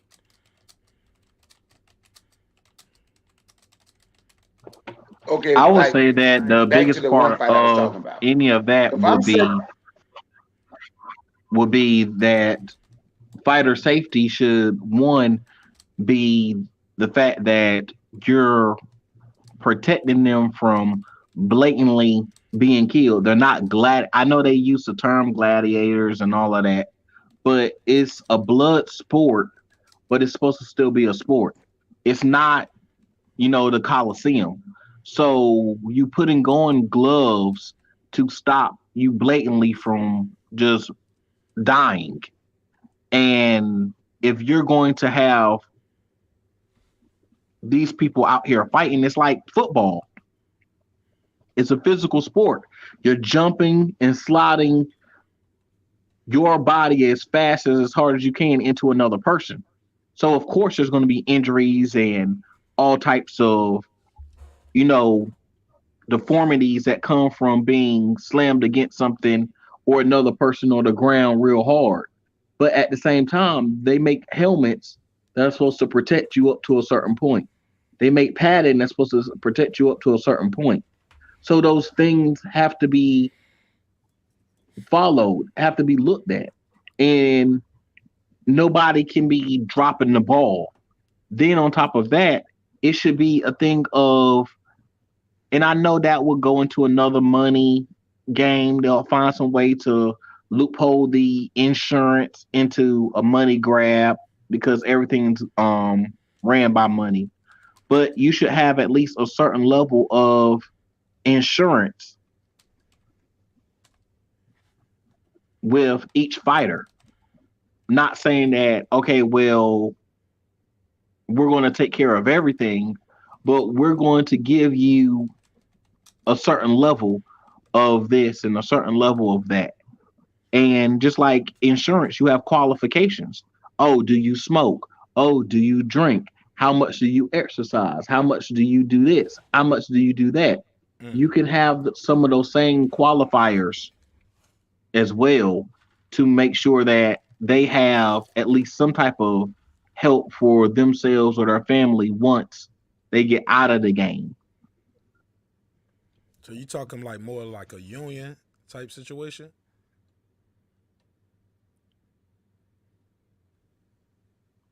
Yeah. No. I mean, unions, like boxing is still part of the one of the truest forms of capitalism, right? So a person can, theoretically, a fighter can put on its own his or her own event and leverage as much earning potential from that event as they can, right? And if they can't, and maybe to put on the old event, they may have to subcontract some of the workout, but whatever, they can actually control the means of production.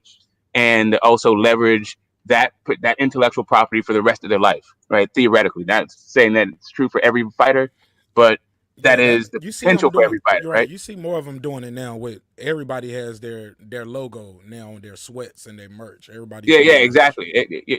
Whereas you go back to Sugar Ray Leonard, right? It was revolutionary when that guy incorporated before he had his first fight.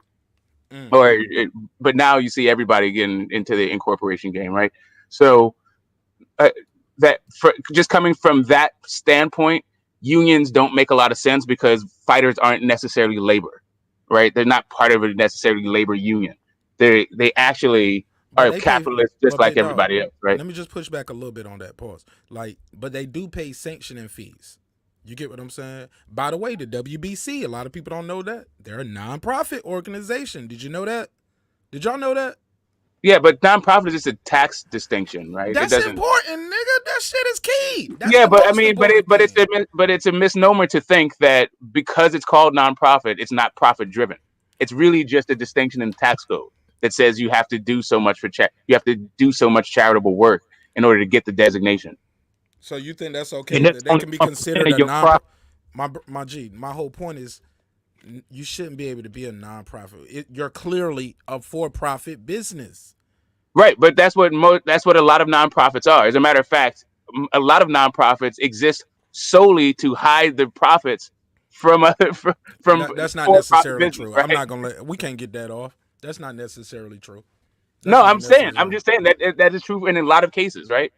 some I, cases. Some I'm cases. saying Not that a, I'm saying that you said most, then you said a okay. lot. Did I say most? I You didn't say. said So most, I then didn't you mean. said a I didn't lot. mean Check the most, right? playback. So I don't mean. I didn't mean to say most, right? A lot. And I would agree with that. And I probably would go as far as doubling down on most. Look No, at but 90%. then I have to quantify it. Without quantifying that thing, let's just go with a lot, right? It is not uncommon that you would use a nonprofit in order to Right. otherwise Look, that's why rich to niggas get always around create the a tax code, right? foundation. For your profits, right? Right. Rich niggas always Yeah, create a foundation.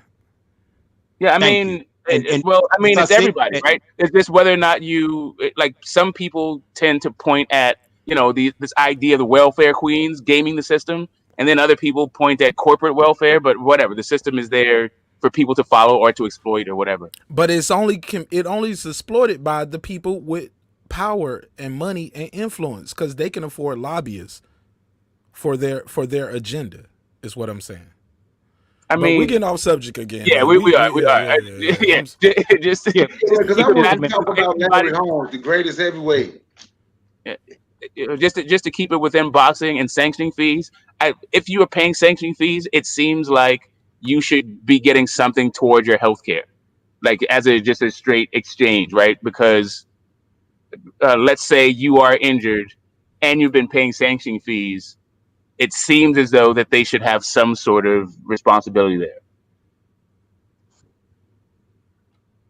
Agree.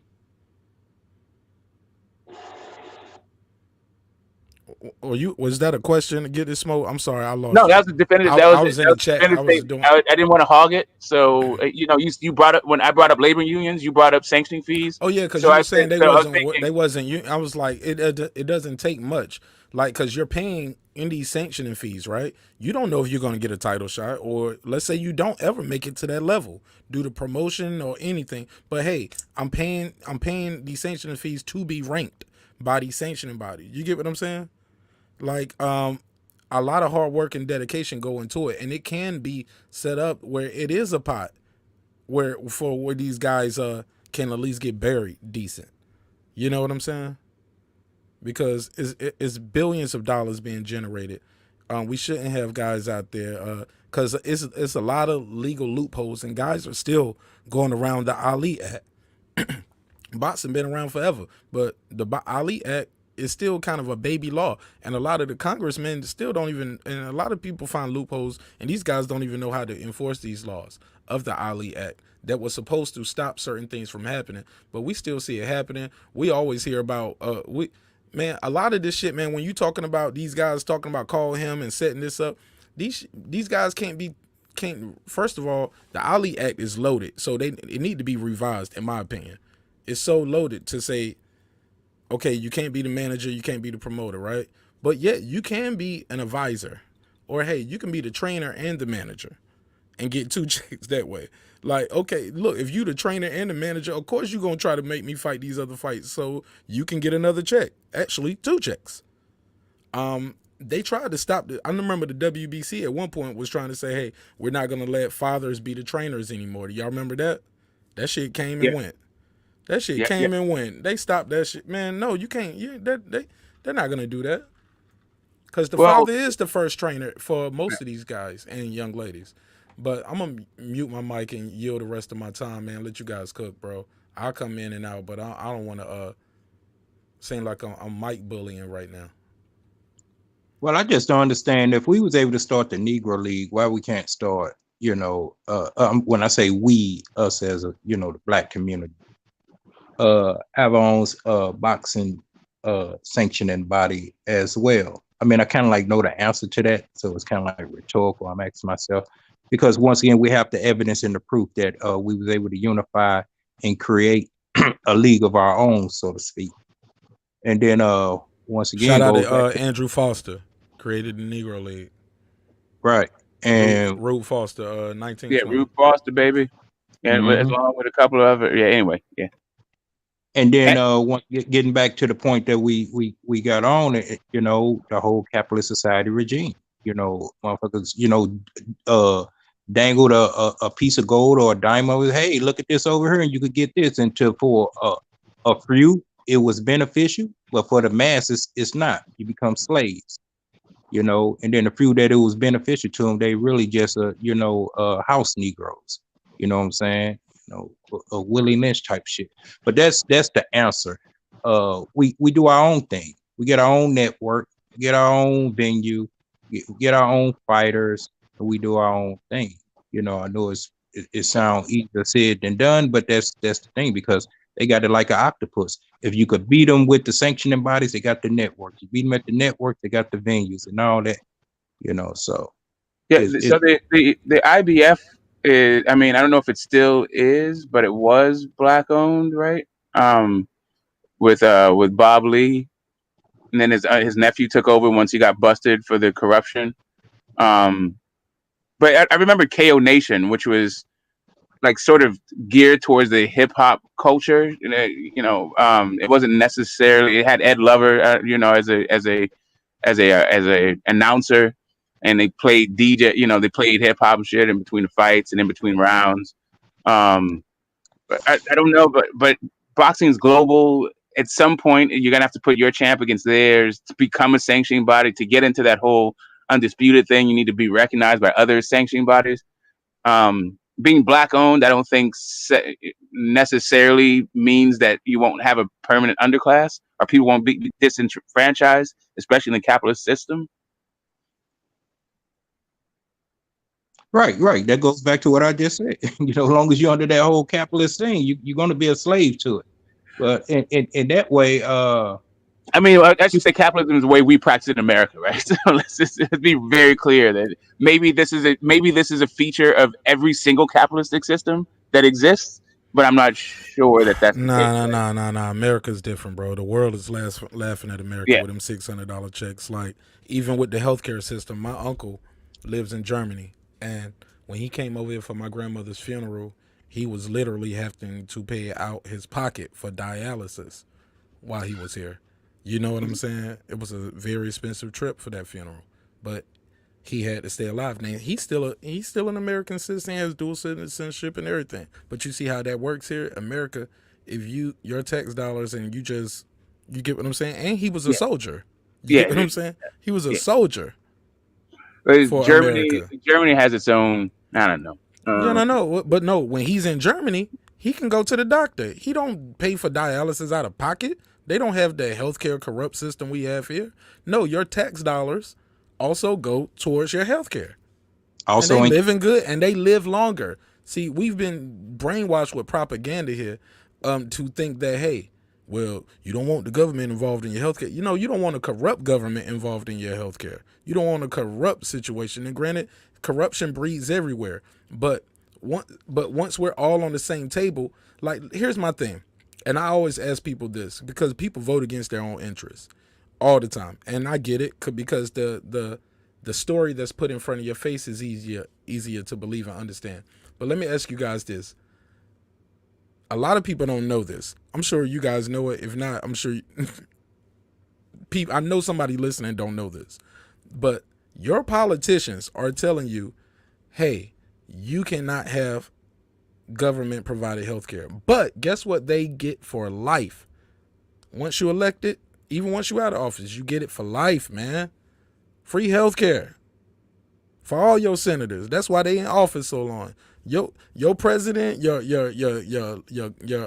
judges, your Supreme Court justices, all of them, they get the best of the best for the rest of their life. But you, nigga, you poor white man, no. We can't afford it. No, we can't afford it. Can't afford it. It's too much. Well, why you get it then? I mean, and you rich. It just baffles me. We're the richest country in the world, but people are dying on the street from homelessness, poverty, hunger. It's just, and I'm sorry, Smoke, I'm never just going to accept it and say, well, it's a capitalist society. I'm not saying that's what you're doing or that's what the narrative you're pushing. Hell no, we I'm keep, not. Yeah, but we keep coming I'm back. with you. I'm with you. I'm not just it. trying to. I'm not trying to I sweep keep trying to people get under the the rug, boxing. right? I keep Yeah. getting, but maybe I'm getting triggered. It's Yeah, wordplay. nah. Like, yeah, my issue is not Because about my issue. I'm gonna let you cook. But let me just land my plane real quick. Yeah, go ahead. When the world was at its knees during the FDR, man, they had to change the laws because FDR was still president and he was dying, and they was like, we'll still vote for this polio having motherfucker. He's good. That boy good. You get what I'm saying? Because he had a different idea. It was revolutionary. It wasn't. Some people said, hey, now we call that socialism. And we paint socialism as a bad thing. No, it's bad in some places, and the places that America and the media puts on TV to tell you socialism is bad, it's by design. Haiti is like that by design. They share an island with another, and it looks totally different on the other side of that island. But also, the people are lighter. Yep, the DR, the people are a little bit lighter than the people in Haiti side. You get what I'm saying? And but that's a whole nother thing. So, and that goes back to that war and how they got their freedom, how they killed for it. You get what I'm saying? And the fees they still paying, taxation, but without representation. It's going on worldwide, it's global. I'm ranting, I'm babbling. We don't got all the way off the subject, man. My bad, man. Let me mute my mic. Go ahead, y'all. Told y'all about the rabbit hole. Yeah, I mean that's it. So right, so if boxing was, boxing under a socialist system definitely existed under the USSR, right? And as a matter of fact, Lomachenko, I think, is a product of this pseudo socialist capitalist thing where That's not what we're talking about, though, Smoke. We were just talking about taking a small instead of so much going to sanctioning bodies like that, some of that money, or if you're a nonprofit organization like these guys are, right? Some of that money should be going towards the fighters and their long term and then their longevity. How long did you fight under my sanctioning body? What level did you ascend to? Oh, you was a champion 3 times over. Each time you was a champion, you defended it this many times. Like, because you can backtrack it now. We know what the checks are. We can look it up and see what you made. Because we know what you charged for the tickets. We know what you paid in taxes. So we know what you made, allegedly, right?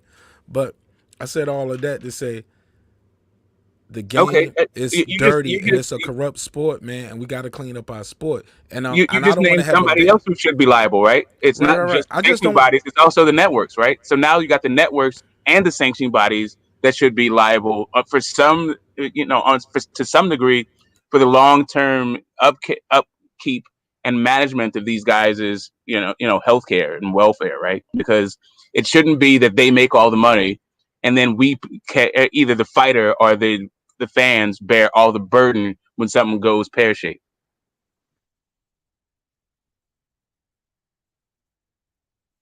I had a question real quick. All right, like when football players, trust me, it's going to tie in. When football players play their career, and if they're good enough to get selected to the Hall of Fame, regardless of what criteria and measures they use to get them in, but once they're in there, they get a monthly stipend. for the rest of their life, like OJ. That's what they was crying about with him with the murder. They sued him for 30 million for the Yeah, they got murder, a pension. They got a pension plan. a pension. So when boxers go to the Hall of Fame, what pension do they get if anyone knows? And how much is it? Can I I say have something right no quick? idea what benefit you get outside of glory, right? I don't know what intrinsic value it has. NFL don't get a Did you? pension I'm for gonna Google it. Hall I'm of gonna Fame Google it. though. I don't want to just speak loosely about that. I'm gonna look it up while you guys talk. NFL get a pension after 5 years being vested. People make the Hall of Fame. I just heard Shannon Sharp and T.O. talking about this on T.O. channel a couple months ago. So they don't get nothing for going to the Hall of Fame. They say they are trying to change it where they can get. They don't even get health care.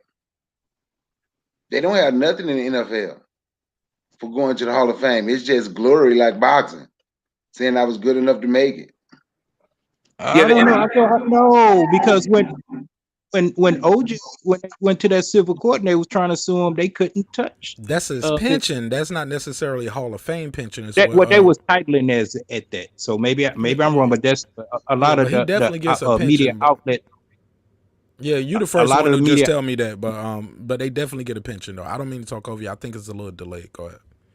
yeah, I was just saying a lot of the media outlets was attaching the Hall of Fame money to it. So I could be wrong, but that it's I'm just regurgitating what the media was sharing. You go back and look at the Taste Court TV and all this, and that they were saying, hey, his Hall of Fame money. That's the reason why I attached it. No, after 5 years, my best friend homeboy played. My best friend brother played 9 years in the league, 8 years in the league. After 5 years, you are vested, and once you get a certain age, I want to say it's 45, and it go on how much money you may have, what your pension is going to be. But yeah, you get vested. When I think once you turn 45, you get vested and get your check. But you have to do 5 years in the league, no practice squad on a team. But they say OJ's was like 70 grand a month. Hold on, real quick, y'all. Hey, yeah, and I'm sure it's based off probably how much you make and how much you put in, I guess. Hey, Battle Rifle, I've never had you on the show. I'm gonna need to see your face one time, real quick. I'm gonna have you backstage, but put your face on real quick so I can see you, and then I I'll know. add you on. I know. Battle Rifle. He sticks to the subject. He talks. I say I don't If know it's him, the real, bro. if it's the real Battle Rifle, then yeah, he's all about. He don't show his face. He either. He's always has an icon. Yeah, but yeah, okay, wait. It was just like a white light or something going on, so I didn't know somebody was gonna try to pull a Johnson out of something up here. I ain't got time for that. Battle Rifle, what up? How you doing, man? How's it going? Yeah, that's Battle. That's Battle Rifle. He's good. All right, what up, big dog? How you feel? I'm feeling good, man. Just actually just clocked out of work. Just had to tune into one of these boxing chats. Hey man, sometimes you just gotta go on YouTube and click that live button and be like, man, who out here talking? Yeah, man. It was a couple of cats that was live, but I wasn't too familiar with them, so I had kind of clicked on yours, and I was like, I'm not too familiar, but I do know Get This Smoke, so I was like, all right, he must be somebody cool.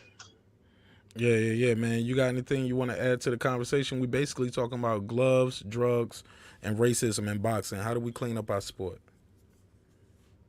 Well, as far as the glove thing situated, I think they just need to take better precaution, even the fighter themselves. As far as you being a boxer, you don't have to look at somebody with a side eye every time you get inside that ring or every time you get in that locker room. But it's like like I'm pretty sure most people say that it's better safe to be sorry. When it came to the whole Wilder situation, his whole thing was his team didn't seem right to him, and on his hand, his own team seemed shady to him, and then he looked at Tyson Fury's team looked shady to him. So now that he said that he's going to come back with a better team and take better precautions, then yeah, that's all you really need. Well, I Yeah, And think that he's kind saying. of makes sense. I'm gonna let him reply. 'Cause I just want to give him a little retort on that. He's saying a little more than things are looking unshaky. He's flat out saying he was cheated, he was robbed, and everybody was in on it for the most part. Well, not everybody, but you get what I'm saying. He said, "Hey, we had a crab in a bucket referee. My trainer stopped the fight. I told him not to stop the fight. Stop the fight, no matter what. They know that. My trainer might have did something to my water, or did he just flat out and say that? I think he straight said it. He didn't say might have. But I'll just give me. Hold on, y'all. Just give me a little legal wiggle room before y'all cut me off. I just want to say, let me just say he might have for me, because I don't remember quite. But at the end of the day, he's definitely saying, hey, I got an egg weight shape in my head. You had something. You had something in your gloves, padding. The gloves are flopping. It's a lot. Go ahead. I mean, well, Battle rifle. Go ahead, battle rifle. oh, sorry. No, it's cool. Like if you wanted to speak, I was just saying that when me and Get This Smoke talked about this subject, it seems like the only person he's seen to actually think wasn't in on it was JD, or at least he think JD make mistakes, but it's like he doesn't believe that he was like it's like he gives him more leeway than everybody else. Why is that? Everybody else, huh? Why is that, you think, battle rifle? Probably because he's his manager. Probably been with him for a while. Maybe because maybe in his mind he had side eyed so many people that he just didn't want to just give up his whole team completely. He probably needed at least one more person on the team just going to stick around for him, because now that he's kind of alienated himself from his fans too, from saying so many allegations, and now back with proof. So I think that's probably why. So it's an assumption, but I don't really know for sure. All right, cool. Let's pass it around. I want to get Brother Bakari's opinion on this because I've never heard his views and opinion on that scandal. I definitely wanted to talk about that Louis Resto situation and the Billy Collins family, because that boxing never did right by them, and they was proven cheaters. And but go ahead, Brother Bakari. How do you feel about that? What we're talking about here: gloves, drugs, and cleaning up our sport, and racism in boxing. When it comes to this situation with Deontay Wilder and Tyson Fury. Deontay Wilder and Tyson Fury, man, you could see the gloves and tell something was wrong with the gloves. Do I think he do I think he cheated? Yeah. He caught cheating twice before. If you cheated once or twice, you would cheat again. But Deontay Wilder threw everybody under the bus except the white man. I ain't gonna make no excuses for him. He dogged out Mark Breland, who have a great career as a trainer. None of his other fighters, nobody ever said anything negative about Mark Breland. But that white man, once again, that white man can get right there in the middle and make a black man start pointing the finger at another black man. Because his head trainer, his lead trainer, is a white man. And a white man would have let him stay out there and die. He's mad with Mark, and I'm a Deontay Wilder fan. I like Deontay Wilder. But he mad with Mark Breland for stopping that fight. Now, hold on. How can he stop the fight instead of the head trainer? How you even got the title? He threw the towel in. How you even got the towel? My head trainer supposed to have that. How it's a good thing. Curious. I don't know, but it's a good thing he had it though, because his head trainer was gonna just leave him out there. Deontay Wilder couldn't hardly stand up after the man busted his eardrum. All his equilibrium was just gone. When he was bleeding out, he couldn't hardly stand up. He was to the point where he really couldn't defend himself.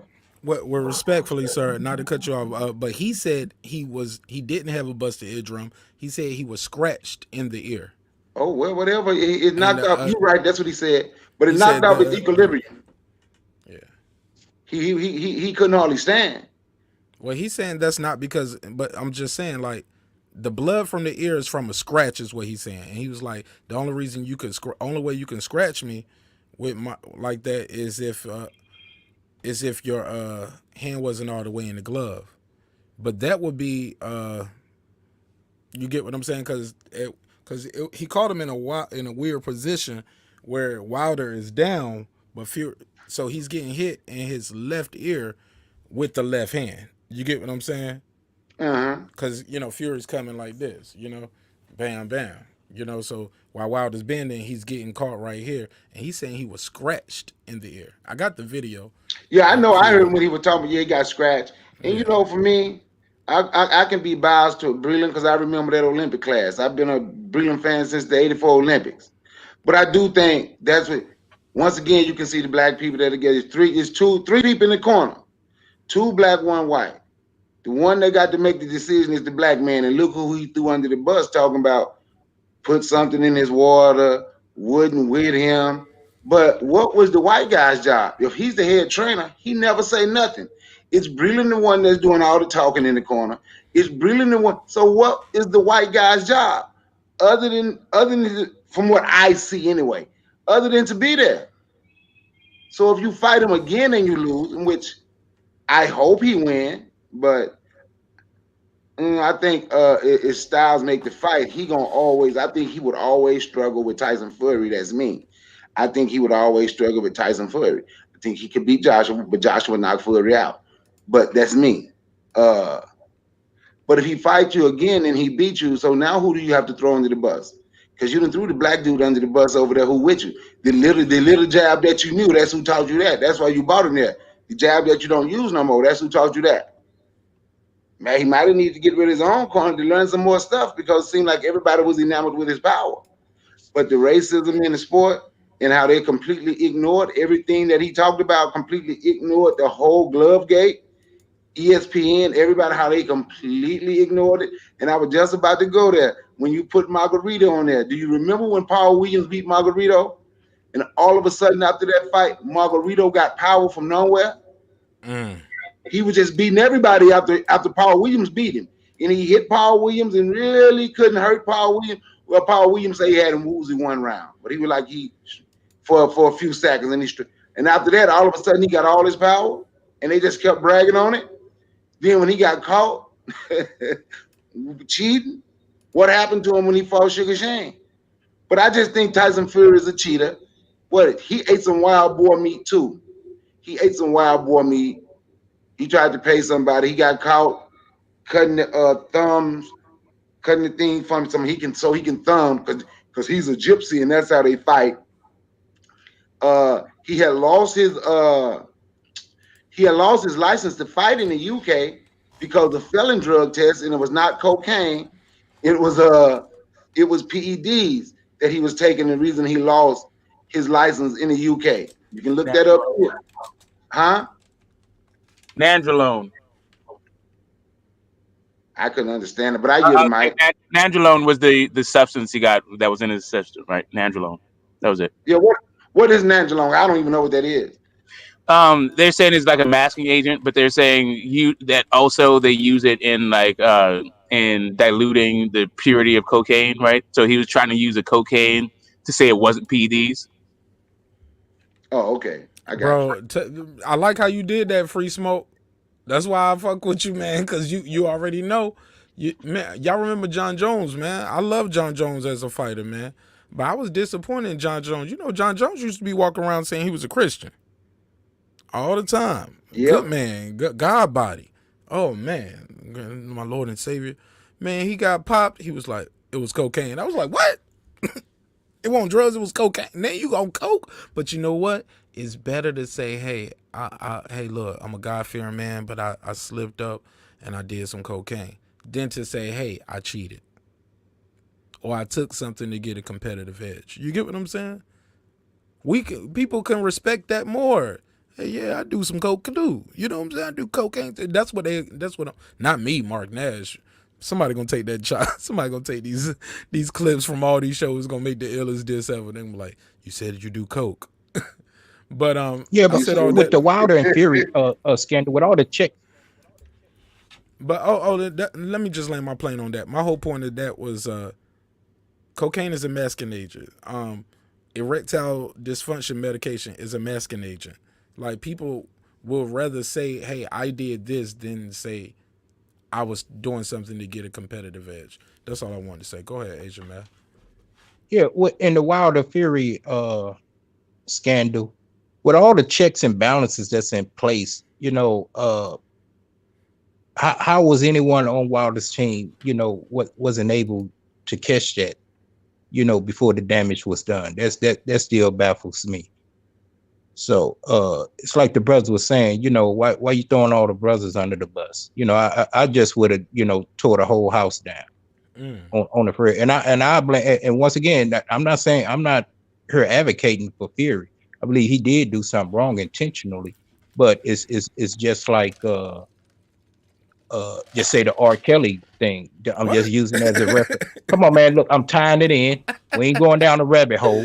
People quick to say, "Oh, he did." People quick to say, "Oh, he did this. He did this." You think he did all that just by himself? It wasn't nobody covering up this, covering up that, and now it's coming out it was people on the team. So tying it in, the coaches, the trainers, and all these people, who was checking Fury gloves from the Wildest team. You know what I'm saying? It was JD's was over there. Well, so to me, there you go. There's a normative thing for you, right? So a prescription for this. Because JD's was in the room, while he has all the responsibility, it does not mean that he actually has the expertise to catch a cheater. So I think boy, this boy smoked good. I'm sorry, let me mute my mic. Smoke you good, man. So I think that maybe the athletic commissions should have some kind of at least cursory certification so that you understand how to catch somebody, and also you can have cameras in there during the entire rap session. Exactly. That's why I say with all the checks and balances, I just wasn't leading to the Wildest team, but still at the bottom line, like if something going wrong at my house that, okay, it could probably get past this layer of security, that layer of security, but the bottom line, before you come into where I personally dwell at, you're going to get about 100 rounds, point blank. I don't know how you made it past the security door. I don't know how you made it past the front entry door, the back door, whatever the case. But once you reach this point, you done met your maker. So that's what I'm saying. How did it get all the way to that point? And if he's going to be throwing anyone under the bus, he should be throwing that whole team under the bus. And yes, there's room to blame, like you say, the governing bodies, that the commissions that was there, they're supposed to check, regardless if his trainer had the expertise to find or not. Someone there did. Look, they don't be catching this shit, man. Look, they didn't catch Margarito. Through the whole history of boxing, with how sophisticated we done got to this day and age, it's still something like that could still get past you. I can't come to you with no okie doke shit. I can't come and say, "Hey, Mark Nash, I want to buy some of your gear with these food stamps, paper food stamps." You gonna look, motherfucker, what the fuck? Because you know better. Watch this, right? Mayweather caught Madonna gloves. Right. If y'all go back, the fighter caught it. The fighter, Floyd Mayweather Jr. Yep. I'm sorry. Go ahead.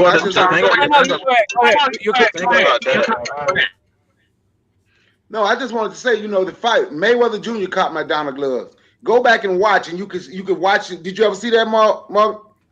Man, I seen that. I seen it. I saw it. You want me to pull it up on screen? And then Mayweather like, you can't use these gloves. Man, he said put them in the same shit I'm wearing.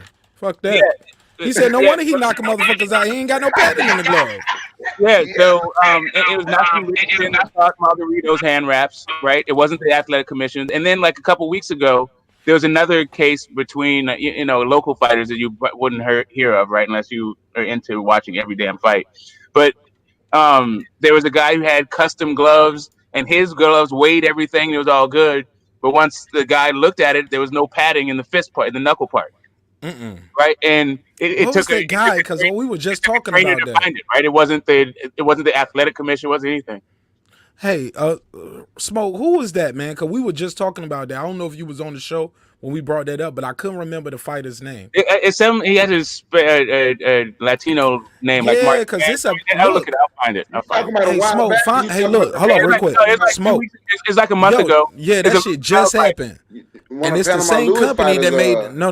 Hold on. It's the same company I think that made those patent gloves. And what they found out was all the gloves they sent was like that. So whether you pick these with different colors, nigga, the fix is in from the glove manufacturer, and that's a whole different investigation that need to be had. You get what I'm saying? But all the gloves they sent was like that. But how many did they send? I mean, whatever they sent. Let's say they sent 18, all 18. Nigga, I don't care if they sent 5 or No, 50. But all of them were like that, bro. I get that. The reason why I'm saying, like if they sent, not saying that the number does matter. If, like you said, 18 and they sent 18 and all of them was like that. Oh, that, Bro, they threw all them shits out, Asian man. Am I lying, Free Smoke? Then they end up just saying, and they said they're going to do an investigation? No, I'm not sure what came out of it. I know that they threw the gloves out and the fight still happened, but I think Free Smoke is a different guy also. I just said Smoke, didn't I? What I said? Yeah, I no, said you said Free Smoke twice, but I think Free Smoke is Get this Smoke. Yeah, it is. Yeah, man. I'm sorry, I just brother. don't want to. I just don't want to. I don't want to get that dude in trouble with some craziness that might come out of my mouth, right? Nah, man, you super solid, man. He appreciate the clout, man.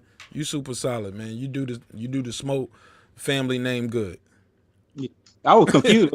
You called him that earlier in the show, and I was man, Martinez drink red wine sometime during the show, man. It's the holiday. Salute to get this smoke. He be bringing the heat. Martinez got a little red wine over here, and y'all know what I'm doing when I cut that camera off. I think the thing is with that. It's a family show. Sometimes it's a family show, but sometimes we say fuck it, literally. But the title got to look nice for YouTube.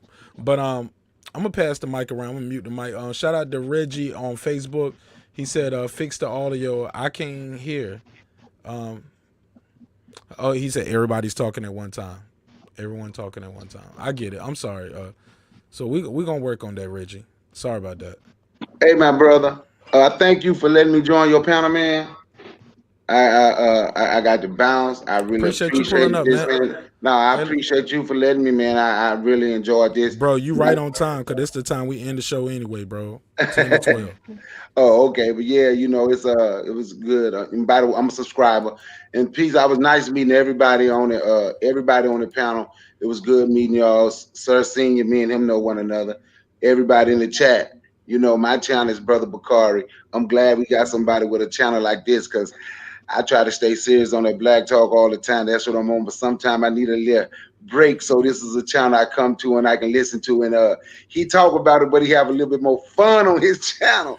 So yeah, man. Today was a more serious day, Brother Bakari. We if you're a subscriber, we usually in here cracking jokes a lot. We having serious conversation with a lot of jokes, but people are dying due to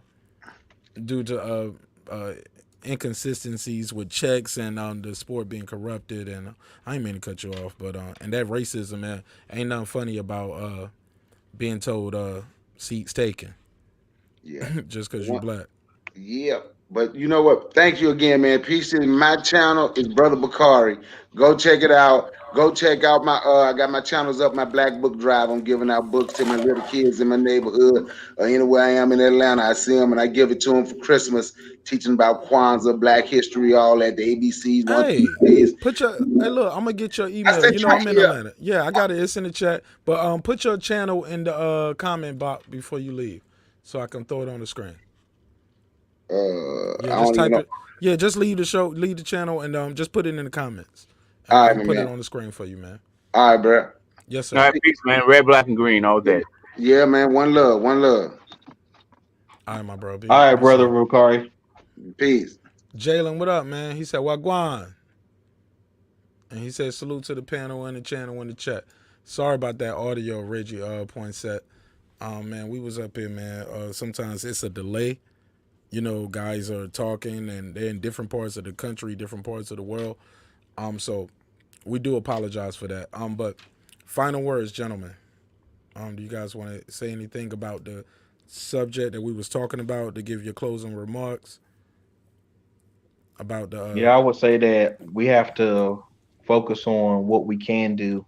And the thing that we can do is bond together and start making those small, consistent movements, even within the sport of boxing.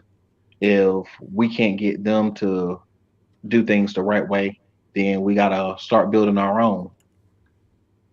The same way the UFC champion, he went to start building his own. He said, I'm not going to fight anymore, but what I am going to do is I'm going to fight for these fighters and give them an opportunity that they may not have been able to get in the UFC but I must still do it for them in mixed martial arts.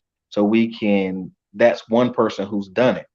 So if he can do it, then we as individual sports fans and as also the sports participators and players, they can actually do it with us or even on their own. And we can start making things happen that will hold people accountable and actually have something for the people once they retire.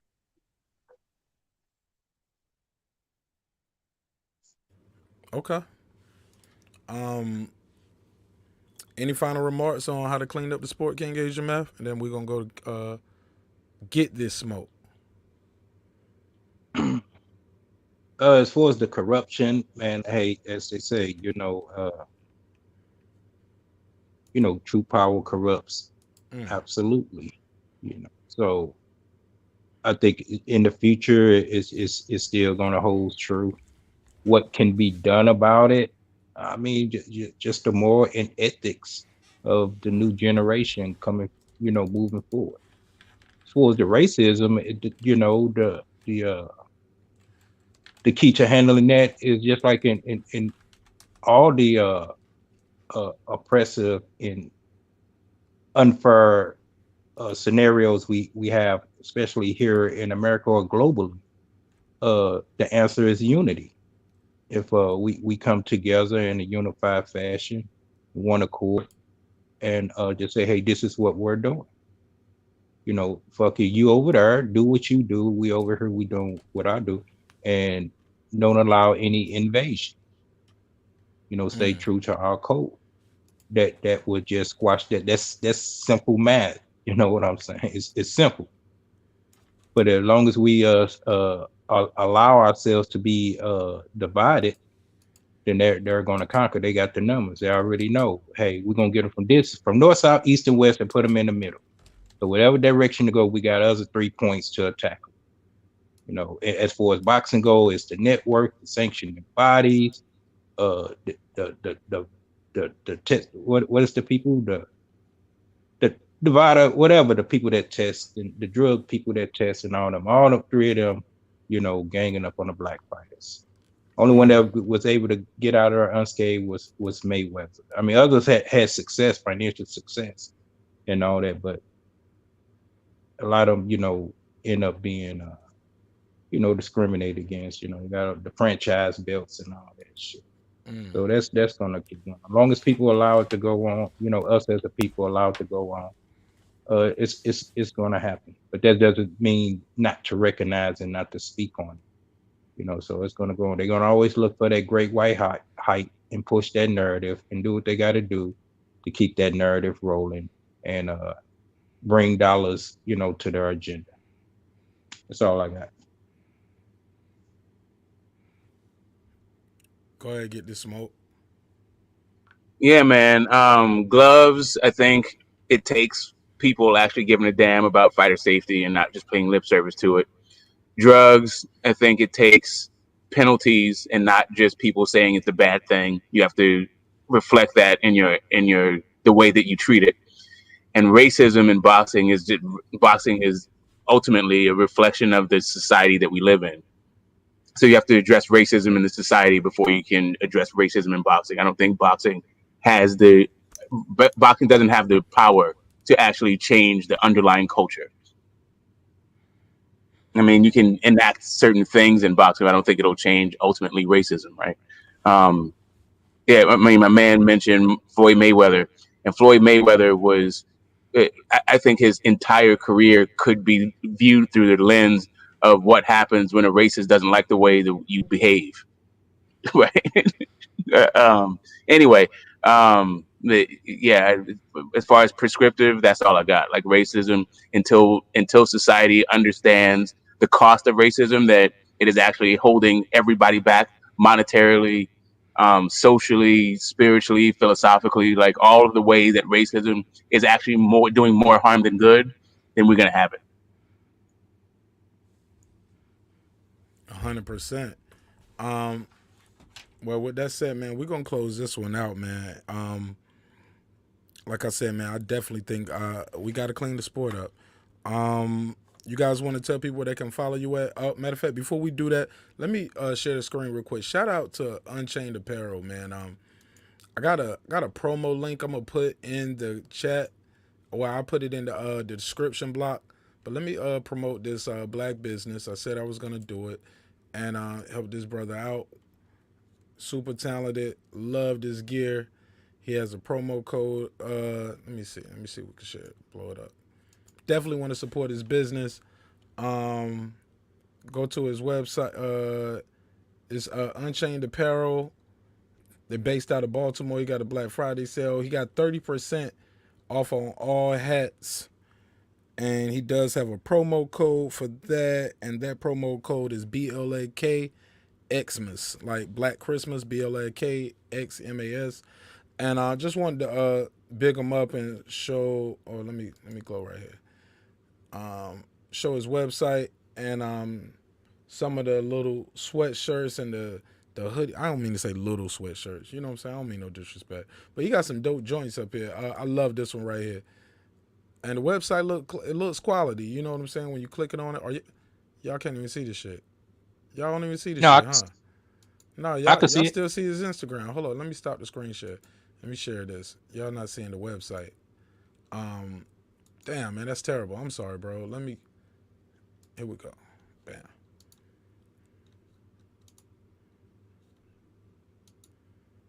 But I love this one right here. You got this Biggie Christmas shirt. Say it's a unisex sweatshirt. Say wonder why Christmas mixed us. But he got a lot of dope merch up here. And he's definitely about to be one of the sponsors of the show. We're just trying to iron out a final couple details because I do have a promo code for our viewers for the show, but I just want the promo code to extend a little longer, and I'm gonna try to get us a bigger cut, man. You know what I'm saying? For you guys. Not a bigger cut for me. I'm talking about a bigger cut as a discount off the price.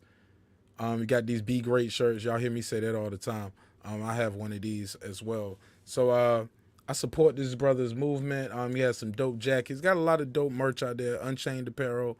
It's about unchaining your beliefs, unchaining your mindset, and definitely saying ain't nobody about to put your ass in those shackles ever again in life. You or your family. You already know what we about with that time. But let's pass this around, man. Y'all tell people where they can follow y'all at and how they can get in touch with y'all, man. We about to be up out of here.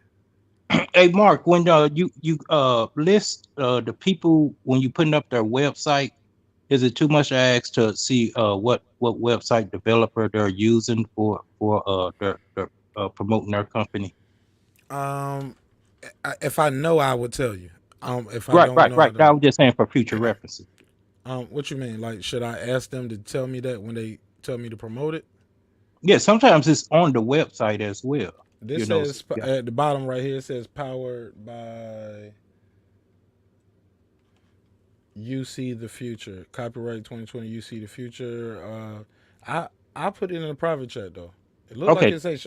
Matter of fact, that says Shopify. I thought I was like, he got music? Is that Spotify? But no, it says powered by Shopify. So it looks like he used Shopify to do this. Okay. Yep. But go ahead, man. Tell people how they can get in touch with y'all. Oh, as me, as usual, you can find me next to the dime piece. I'm slacking on my macking. I settle for the nine piece. But just want to say, everyone have a great show. As usual, Mark, salute to you, and salute to everyone on the panel. Salute to everyone on. What's up? Hold on, man. What's up, Donnie? Yo, Mark Nash, I'm gonna put your brains up on the. See how I do him? That's why he can, bro. You'll never win a battle. You can never win a battle if I got the control of the button. Yep, that's how we doing. Hard cash with a hard pass. Mark Nash, hard pass with a bar pass. You see how I can just ruin his verse right there? You can't call me and try to troll him. Hey, look, I fuck with a lot of my dudes out there doing their YouTube thing. They were like, man, I don't like the trolls calling in, so I don't put my link out there.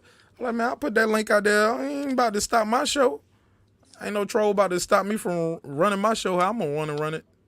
That's what the moderator's for. They going to get them the fuck up out of here. If they get through and they click the link, I'm going to get them up out of here. And we're going to get our jokes off. And we'll reverse IP and find you if you talk too crazy. Oh, What's up, chill, Donnie V? Mark. Yes, What's sir. up, Donnie V? What up, though, man? You want to say something final to the people before we get up out of here instead of trolling me, trying to ask me for a battle rap? But you know you can't handle that. See, you thought you had me, huh? Nah. What up, man? That was trash. Yeah, nigga, I ain't playing with you, man. I told you I can't battle you, bro. I I can didn't never even battle come in you. here asking for a battle today, Mark. All I did was come in here and rhyme Mark Nash with Cardash. See how I do? See how I do him? As soon as I say Cardash,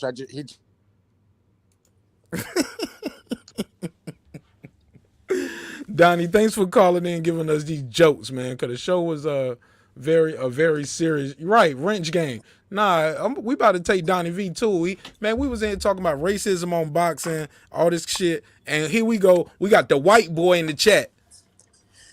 Oh, bro, I didn't even come in because I didn't want to disrupt the actual talk you were having. Pause. Don't ever talk to me about you and coming in, bro. Never do that again in your life. Well, I came in hard and then I dipped. No, you're not about to do that neither. Don't even talk to me about you came in and hard. Pause, nigga. All I'm saying is I saw you were having a conversation on boxing, so I dipped out, and I didn't want to disrupt the flow of the show. I know you usually how many wind things verses did down you give around me this prior time. to that? Man, you gave me about 3 verses. Hold up, Donnie V. So you came back. You said, hey, they should be done with boxing because he about to end the show. So let me come in and fuck with him. You're a fool, man. I'm just trying to show some respect. I ain't trying to fuck up the flow of the show. I'm just trying to, get my shit off the last couple seconds. Go ahead, man. I'm gonna mute my mic and I'm gonna let you get your bars off. Go ahead. No, Mark Nash, I'll leave your brains up. Bitch, you ain't getting them bars off. Fucking with, man. Stop fucking with me, man. But nah, go ahead. No, but you know what? You've been trying to do this Mark Nash car crash shit for 3 days. I'm not gonna mute my mic. I'm gonna just sit back and I promise you. Go ahead. And Mark, you better be good. Motherfucker, You better be good. And when I say you better be good, you better be great. You better not give me none of it. Cause you blew a chance. You blew a chance when you battled D Hodges. Oh my god. Oh my god, bro. Like that material that was laid out for you on a silver platter, Mark. I used and you the still material. was doing some skibbity boom boom pow pow I bang am bang. so sick. Like this nigga did these weak ass gun. Go ahead, I bro. won the battles 3 weeks in a row, and for some reason, you guys always find something to say. I could win undecidedly, pull 30, and you guys still have something to say. Who's the one here every Friday? Just tell me. Who has the body bag? I'm here every Friday, motherfucker. I'm here more than you, Mark. I'm putting in more work than you for this place. Give me my respect. Mark Nash, I'll put your brains on the car dash. When I rap, you make the face like when a fart pass. Yeah, because I hitting a lick and I'm hitting your bitch. Lickety split, hanky panky. Yeah, she want to spank me. I don't care, let her give me a handy. Let her give me whatever she want, because I come through in the whip in the Mitsubishi Galone. Pop! What y'all think of them bars out there? What y'all think of these bars out here? This nigga been trying to bait me in a battle for like 4 or 5 days now. What y'all think of these bars? Cause this is what I'm giving them bars. Hold up. Those. That's what I think of them bars. Crickets, nigga. Those sell all Dollar Tree bars. Son, and the thing is, every time he calls in or start typing the verse, it's getting longer and longer. Like, I see him building the verse. And I keep telling him, it's not going to work, Donnie. It's not going to be good. You know what it is? I think that... Don't do it! I think that after the car dash line, I need something better than the fart pass. No. Because It's they're not before that. No. They're not understanding it. No. You start off when you say Mark Nash. That's where you fuck up at, man. No, everything after that is bad. You're right. Because your performances are out here for the public, Donnie. Like you blew it. You blew it twice. I can live with that. Even the battle that you won, you weren't that good, nigga. What the fuck you talking about, Donnie? Stop playing with me, man. Oh, Mark. On God. Please don't make me go into the studio. Please. I What, dare you. Dude, I you better dare go you. into I dare something. you. Hold on. How do I? Hold on. Hold on. How y'all white boys say it? I dare you. I double dog dare you and shit like that. Don't y'all Yo, do the dog. double Yo, dog and triple? What does that that's mean? a little racist, brother. I don't know, but the white boys get mad when you say double Do dog it, dare. buddy. You be like, ooh, Do it, buddy. I dare you. No. You got to be like, come on, dude. That's how you tell them. That's how I tell y'all. Okay, I'm Is he just trying saying, to bro. cherry pick Mark Nash? Bro, this dude, he look. We was trying to do Freestyle Friday. He tried to turn it into a versus battle. I'm like, nigga, I'm not doing no verses You're with just you. But I'm mad just because asking, is he my trying to verses cherry beat pick? you. Huh? You said what? My songs I say, were is he better. trying to cherry pick you? Both of y'all niggas clowning right now. Me being a cherry pick and him I talking know, about I know. and him talking about his songs are better. Look. No. Let me get some off. He cherry picked D Hodges and barely beat D Hodges when D Hodges had a whole versus against his own dad. Let's go. Come on. Bro. Come on now. You can't say I cherry picked that. There wasn't another rapper in the fucking in the live. It was me and You that. picked him the week before. Thank you. Don't do I that. was You just picked about him to the say week it. before. You said I Don't picked do him that. the week before. When? You Yes. picked him the week before. The week before you said, "Oh my God, I gotta battle him. Thank I know you. I'm gonna battle him." And that's where the punchline I first probably came said from. that in passing. Exactly. No. Nigga, this whole show is in passing. What you talking about? Soon as you said it, King Asian Mav made that joke. He was like, yo, he cherry picking D Hodges. Exactly. And that shit was That's where hilarious. that outline came from. That shit was hilarious because that's a boxing joke. Please, You didn't get listen, dude. Send me anyone. I've been body bagging 3 weeks in a row. No, These you people are lucky didn't. it's Christmas. Yes, you have. You've No, been you body bagging. lost.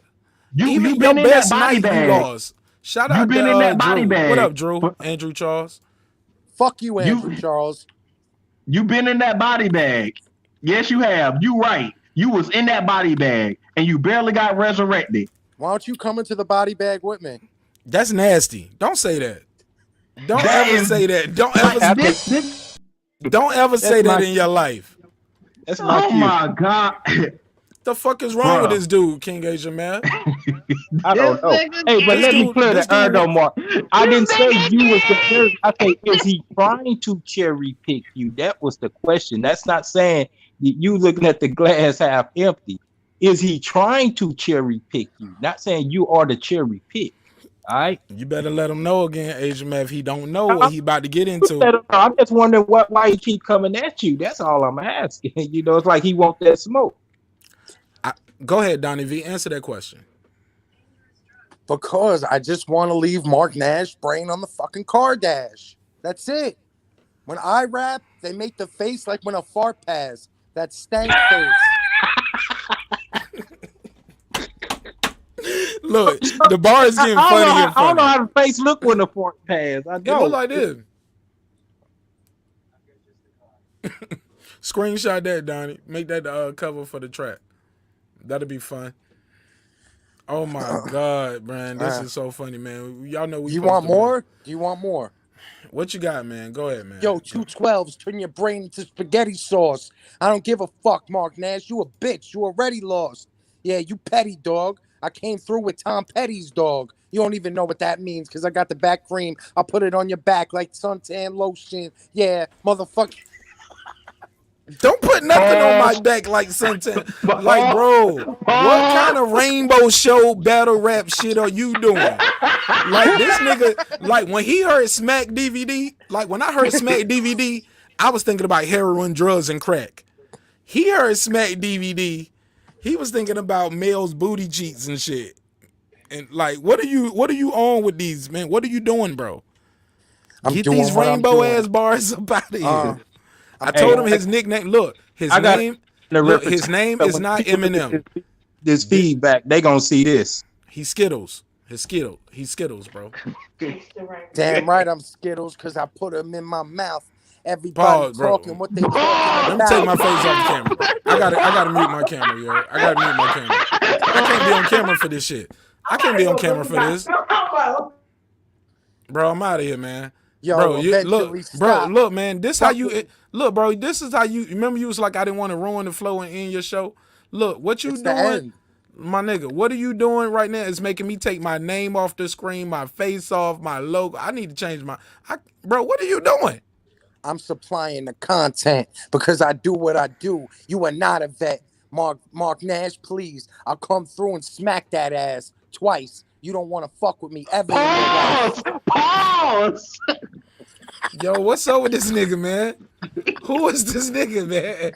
Yo, in the hood, they call me Fruit Loop. You don't know shit. You fuck with me, I'm going to come through, slap you with my stick. Slap you with my Get dick. the fuck up out of here, man. Man, we had it. Look, man, this has been Daddy V, you hilarious, bro. You hilarious, man. Stop, man. Stop it, bro. Cause look, cause what you doing? Nah, cause you never heard bars like that. If you didn't hear look, me, man, Donnie V, I'm gonna let you know something. I love the trolling, and this shit is funny to me. But at the end of the day, if you really, really want to get that battle popping, man, with Major Key, you gonna fuck around and lose. Listen, like before in the hood they call me Fruit Loop. Your boy really do what this. Hood, hold up, what hood is calling you Fruit Loop? Like, I'm not gonna let you get that bar off. What hood in Long Island, New York, is calling you Fruit Loop? Every hood. I come through, they call me Fruit Loop. You know I'm on my shit. Talk tough. That's not good. That's not good that they call you Fruit Loop, bro. Yo, stick to the chase, put my dick in your face. Everywhere no, you're I go, not. The click will just lace.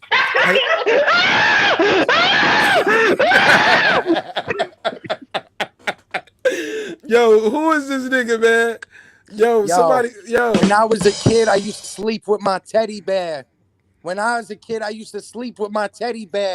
Cut a hole in it so I could fuck my teddy bear. Nowadays, I wake up, dudes laying everywhere.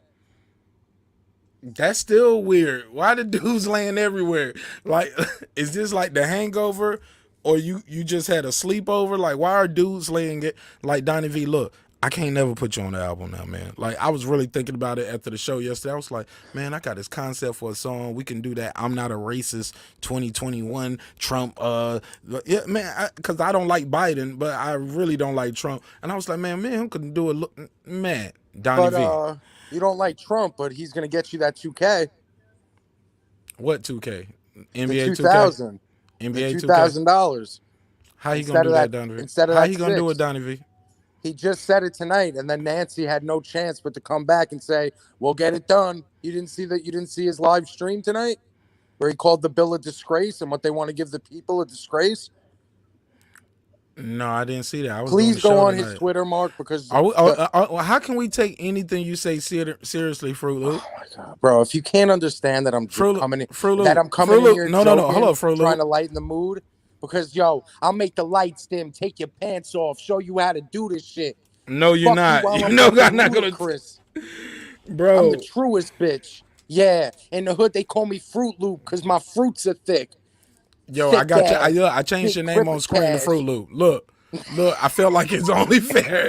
Hey, look, Sir Senior, look at his name. Hey, look, I felt like it's only fair since the hood call you Fruit Loop. Martin Nash and Breaking Beats need to call you Fruit Loop. Fruit Loop. Fruit Loop. Fruit Loop. Nah, don't say it like that, sir. Don't say it like that. Yo, Donnie V, you a wild ass motherfucker, man. Yeah, they call me Fruit Loop. I do it however. I'll fuck you whenever. No, you're not, bro. Nah. That's it, man. That's it, man. We about to end the show. That's too much. Look, Donnie V, aka Fruit Loop, aka Ricky Rowley, aka Big Pump Killer, aka Mega Game. Give us your final remarks. Where can people hear more of your music, and they can follow you at? Put that in the comments, but also tell the viewers where they can find you at, man. Because this shit is going way off the rails, bro. They can find me in their bedroom. I turn the nightlight off. I don't care. I just want to fuck. I ain't trying to talk. I'll give it to you whichever way. Yeah, they call me Fruit Loop, but I ain't gay. Or am I? I don't care because I come through, hit Mark Nash with the semi, and I ain't talking. Yo, you crazy. Yo, I can't. Yo, I don't be with fags. But hey, Transcendent Sports. Hold up. No, Transcendent Sports. I'm gonna pull up on you, man. You gonna do the after party, man? You talking boxing? What you on over there? I think all he do is boxing, man. We having a blast over here. Smoke free boxing.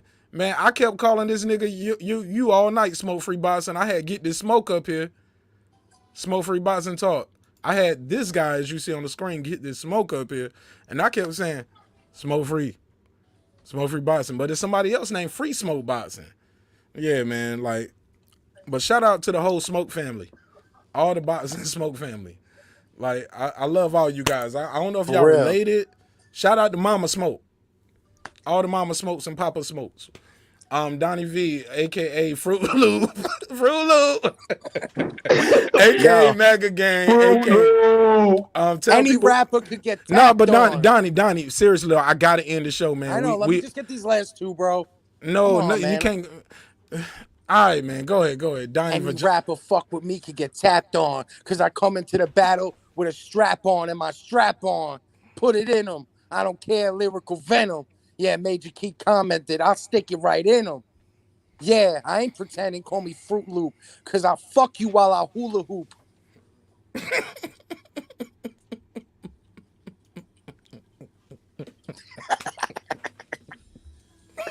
Donnie V, you know you going to hell, right? You know you going to hell for these raps, just for these thoughts, because I know this ain't even the worst of it.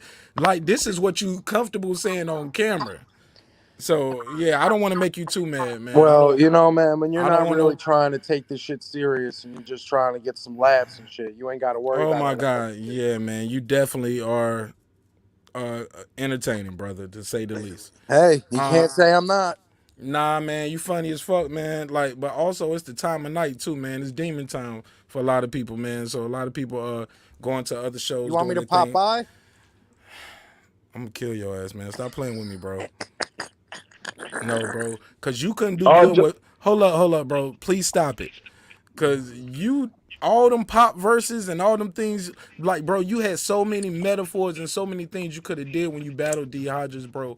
And I just feel like you missed a great opportunity to show people how quick you can be on your feet, and like, cause like, oh my God, you stumbled so bad, man. Even in the I won. even in Victor, I mean, my nigga, you won soon as his daddy told him, cut that damn YouTubing off. You keep YouTubing. Cut that shit off. Like, you won at that point. But you Listen, coulda I did- beat you with the fart pass, so you ain't even got nothing to say to me, Mark. bro. Please, Donnie, I'm going cause by you know Fruit why? Loop now. Cause you know why? I'm going by Fruit Loop, and I'll still You loop know your why? ass up. You know why? Cause you don't see NFL linemen playing Pop Warner football. I don't bro. follow NFL. All right. Well, those who do, they'll get the metaphor. A linebacker, like, you won't see them out there. I don't do kitty hits. And guess what? You know I what I'm don't saying? follow. I don't when follow I do it, boxing. when I do it, I'm gonna do it to the death, man. Pause. And I'm gonna get you the fuck up out of here, Donnie. If I had to do it, but I don't do that, man, because I like you. You're a friend of the show, and I don't want to turn you into an enemy, man. You know what I'm saying? I don't have no chill, bro. I don't have no chill. Oh, stop with the threats. Listen, I don't. No, follow I'm just saying, like, boxing. what you did with Joe Budden. Yeah. Like, that's the type of shit I be on when I'm on it. And I'm like, bro, I'm in album mode, man. I'm working on some things right that's the now. type I'm of shooting shit these I be on videos. too. You're confusing jokes with my serious rap ability. So No, I've heard your serious rap ability, motherfucker. You ain't that good. Like, you good, but I'm you ain't also great. You're not God gifted. I'm also not trying to be a rapper. So you got to understand, you're talking to someone who's But not you trying making to be a rap rapper. songs, Donnie V. Man, we're All gonna have to right. do a whole nother show. You can't say you're not trying to be a rapper and you make rap songs. All right, wouldn't someone who's trying to be a rapper like act? All right, you know what? Nigga, I'm not trying to blow up. see- That's the way I'll word it. I'm not But you trying to rapping be on anybody. beats. Your brother Zach make beats, nigga. That means he got some equipment I somehow. lied. I don't even have a brother Zach. I stole All all right, those so beats. everything you say is a lie then. All right, man. I can't with this guy, man. Look, you can't never have a real conversation with a troll, man. They gonna win every time. Hey, Mark Nash. What's Shout up, out sir? to you with the Terrence Bud Crawford hat, yo. That's Oh, fire. you saw how I did that tonight? Yeah. So I did him with that. Yeah. Kind of thought it You was see whack. the shirt? Yeah. You see the shirt though? Go fuck with the Yeah. merch. Dreams require sleep. Goals require effort. Exactly. Or You goals tripped require. out. You Hey, look. tripped Or out. goals require trolling. Ain't it right, Big Pump Killer? Yo, Mark, I'll give you the rights to the Fruit Loop shirt if you want to print a few of those up. Oh, you'll give me the rights to the Fruit Loop shirt. Thank you. Thank you, Fruit Loop, aka Big Pump Killer, Cactus Jack. I'm hearing myself twice over there. You recording this for later? What you doing, man? You talking to me? I don't know what you doing over there. You the only one doing some weird shit. Sir, saying your mic is muted. Mark, you're too serious tonight, bro. No, like you really you are. are too serious. I'm the one. Life is too serious. I'm calling myself Fruit Loop.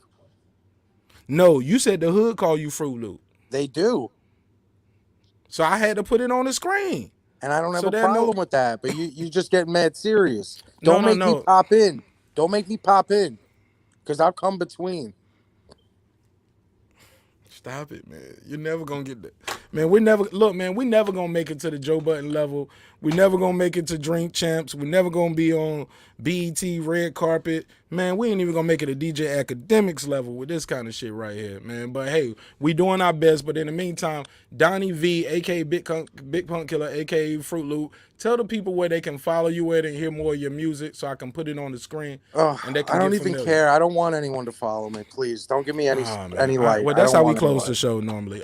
Go ahead, sir. Senior, tell people where they can follow you at, man. And get in touch with you. Yeah, this Sir Senior. You can follow me on CER00. Yeah, hit the like, hit the subscribe. Subscribe and like, share these videos. Mark Donnie Nash. V, pull back up, man. I need to holler at you backstage. You clicked off. Pull back up. I'm gonna end the show, but stay backstage. I'm gonna holler at you. Pull back up though. Click the link. Damn, he clicked right off. And he pouting and shit. Donnie V, click the link. Pouting ass nigga, man. Damn, man. It's my son though, man. What am I do, man? Hey, man. I blame myself, man. I'm a fuck up, man. Look at me. I guess he found some regular Cheerios in his Fruit Loops. Yeah, man. He went off and went to his room. Ran off. He was like, I'm going to my room. Dad's mad at me. Man, bring your ass back up. Hey, I'm gonna put the link real quick. Click the link. Stay backstage. But we about to end this show. Go to Unchained Apparel, buy a hoodie. When he clicks the link, I'm gonna end the show. But the show, we are going to Transcendent Sports Channel. So you fuck with me, pull up over there. We're gonna support this brother and give him his flowers while he can still smell them. I'm gonna click it right. Pause. I said I'm gonna click it. I'm gonna click the link right here. There we go. Transcendent Sports Channel. We're gonna pull up over there, holler at my boy C. You know what I'm saying? And this nigga Big Loop, he don't change his name to Big Loop. So we about to end the show. But for real, man, you don't want to tell people where they can follow you and hear some of your music? Because you really got some good music out there, man. You don't want to spread the word? Because it's only a couple people watching now, but you know the playback always gets more views, and we share the links and chop it up. You want to share where people can find some of your music?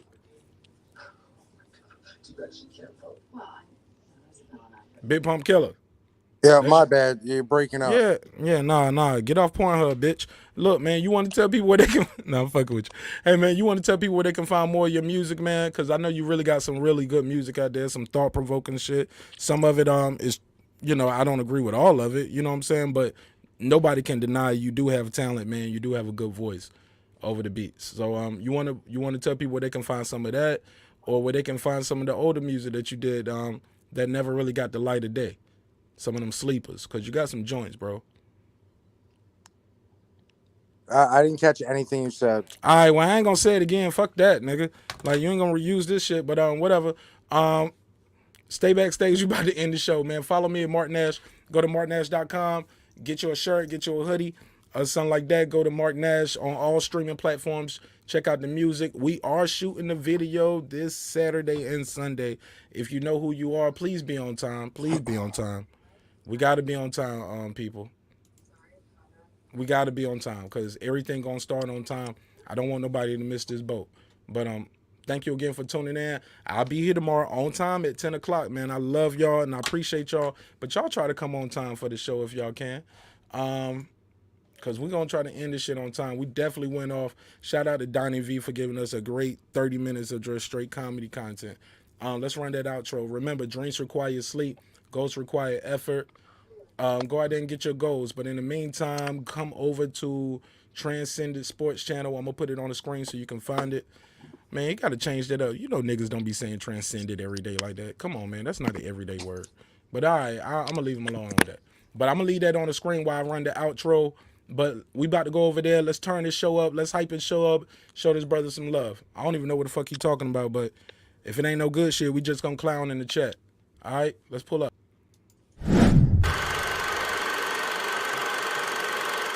This that squad sound.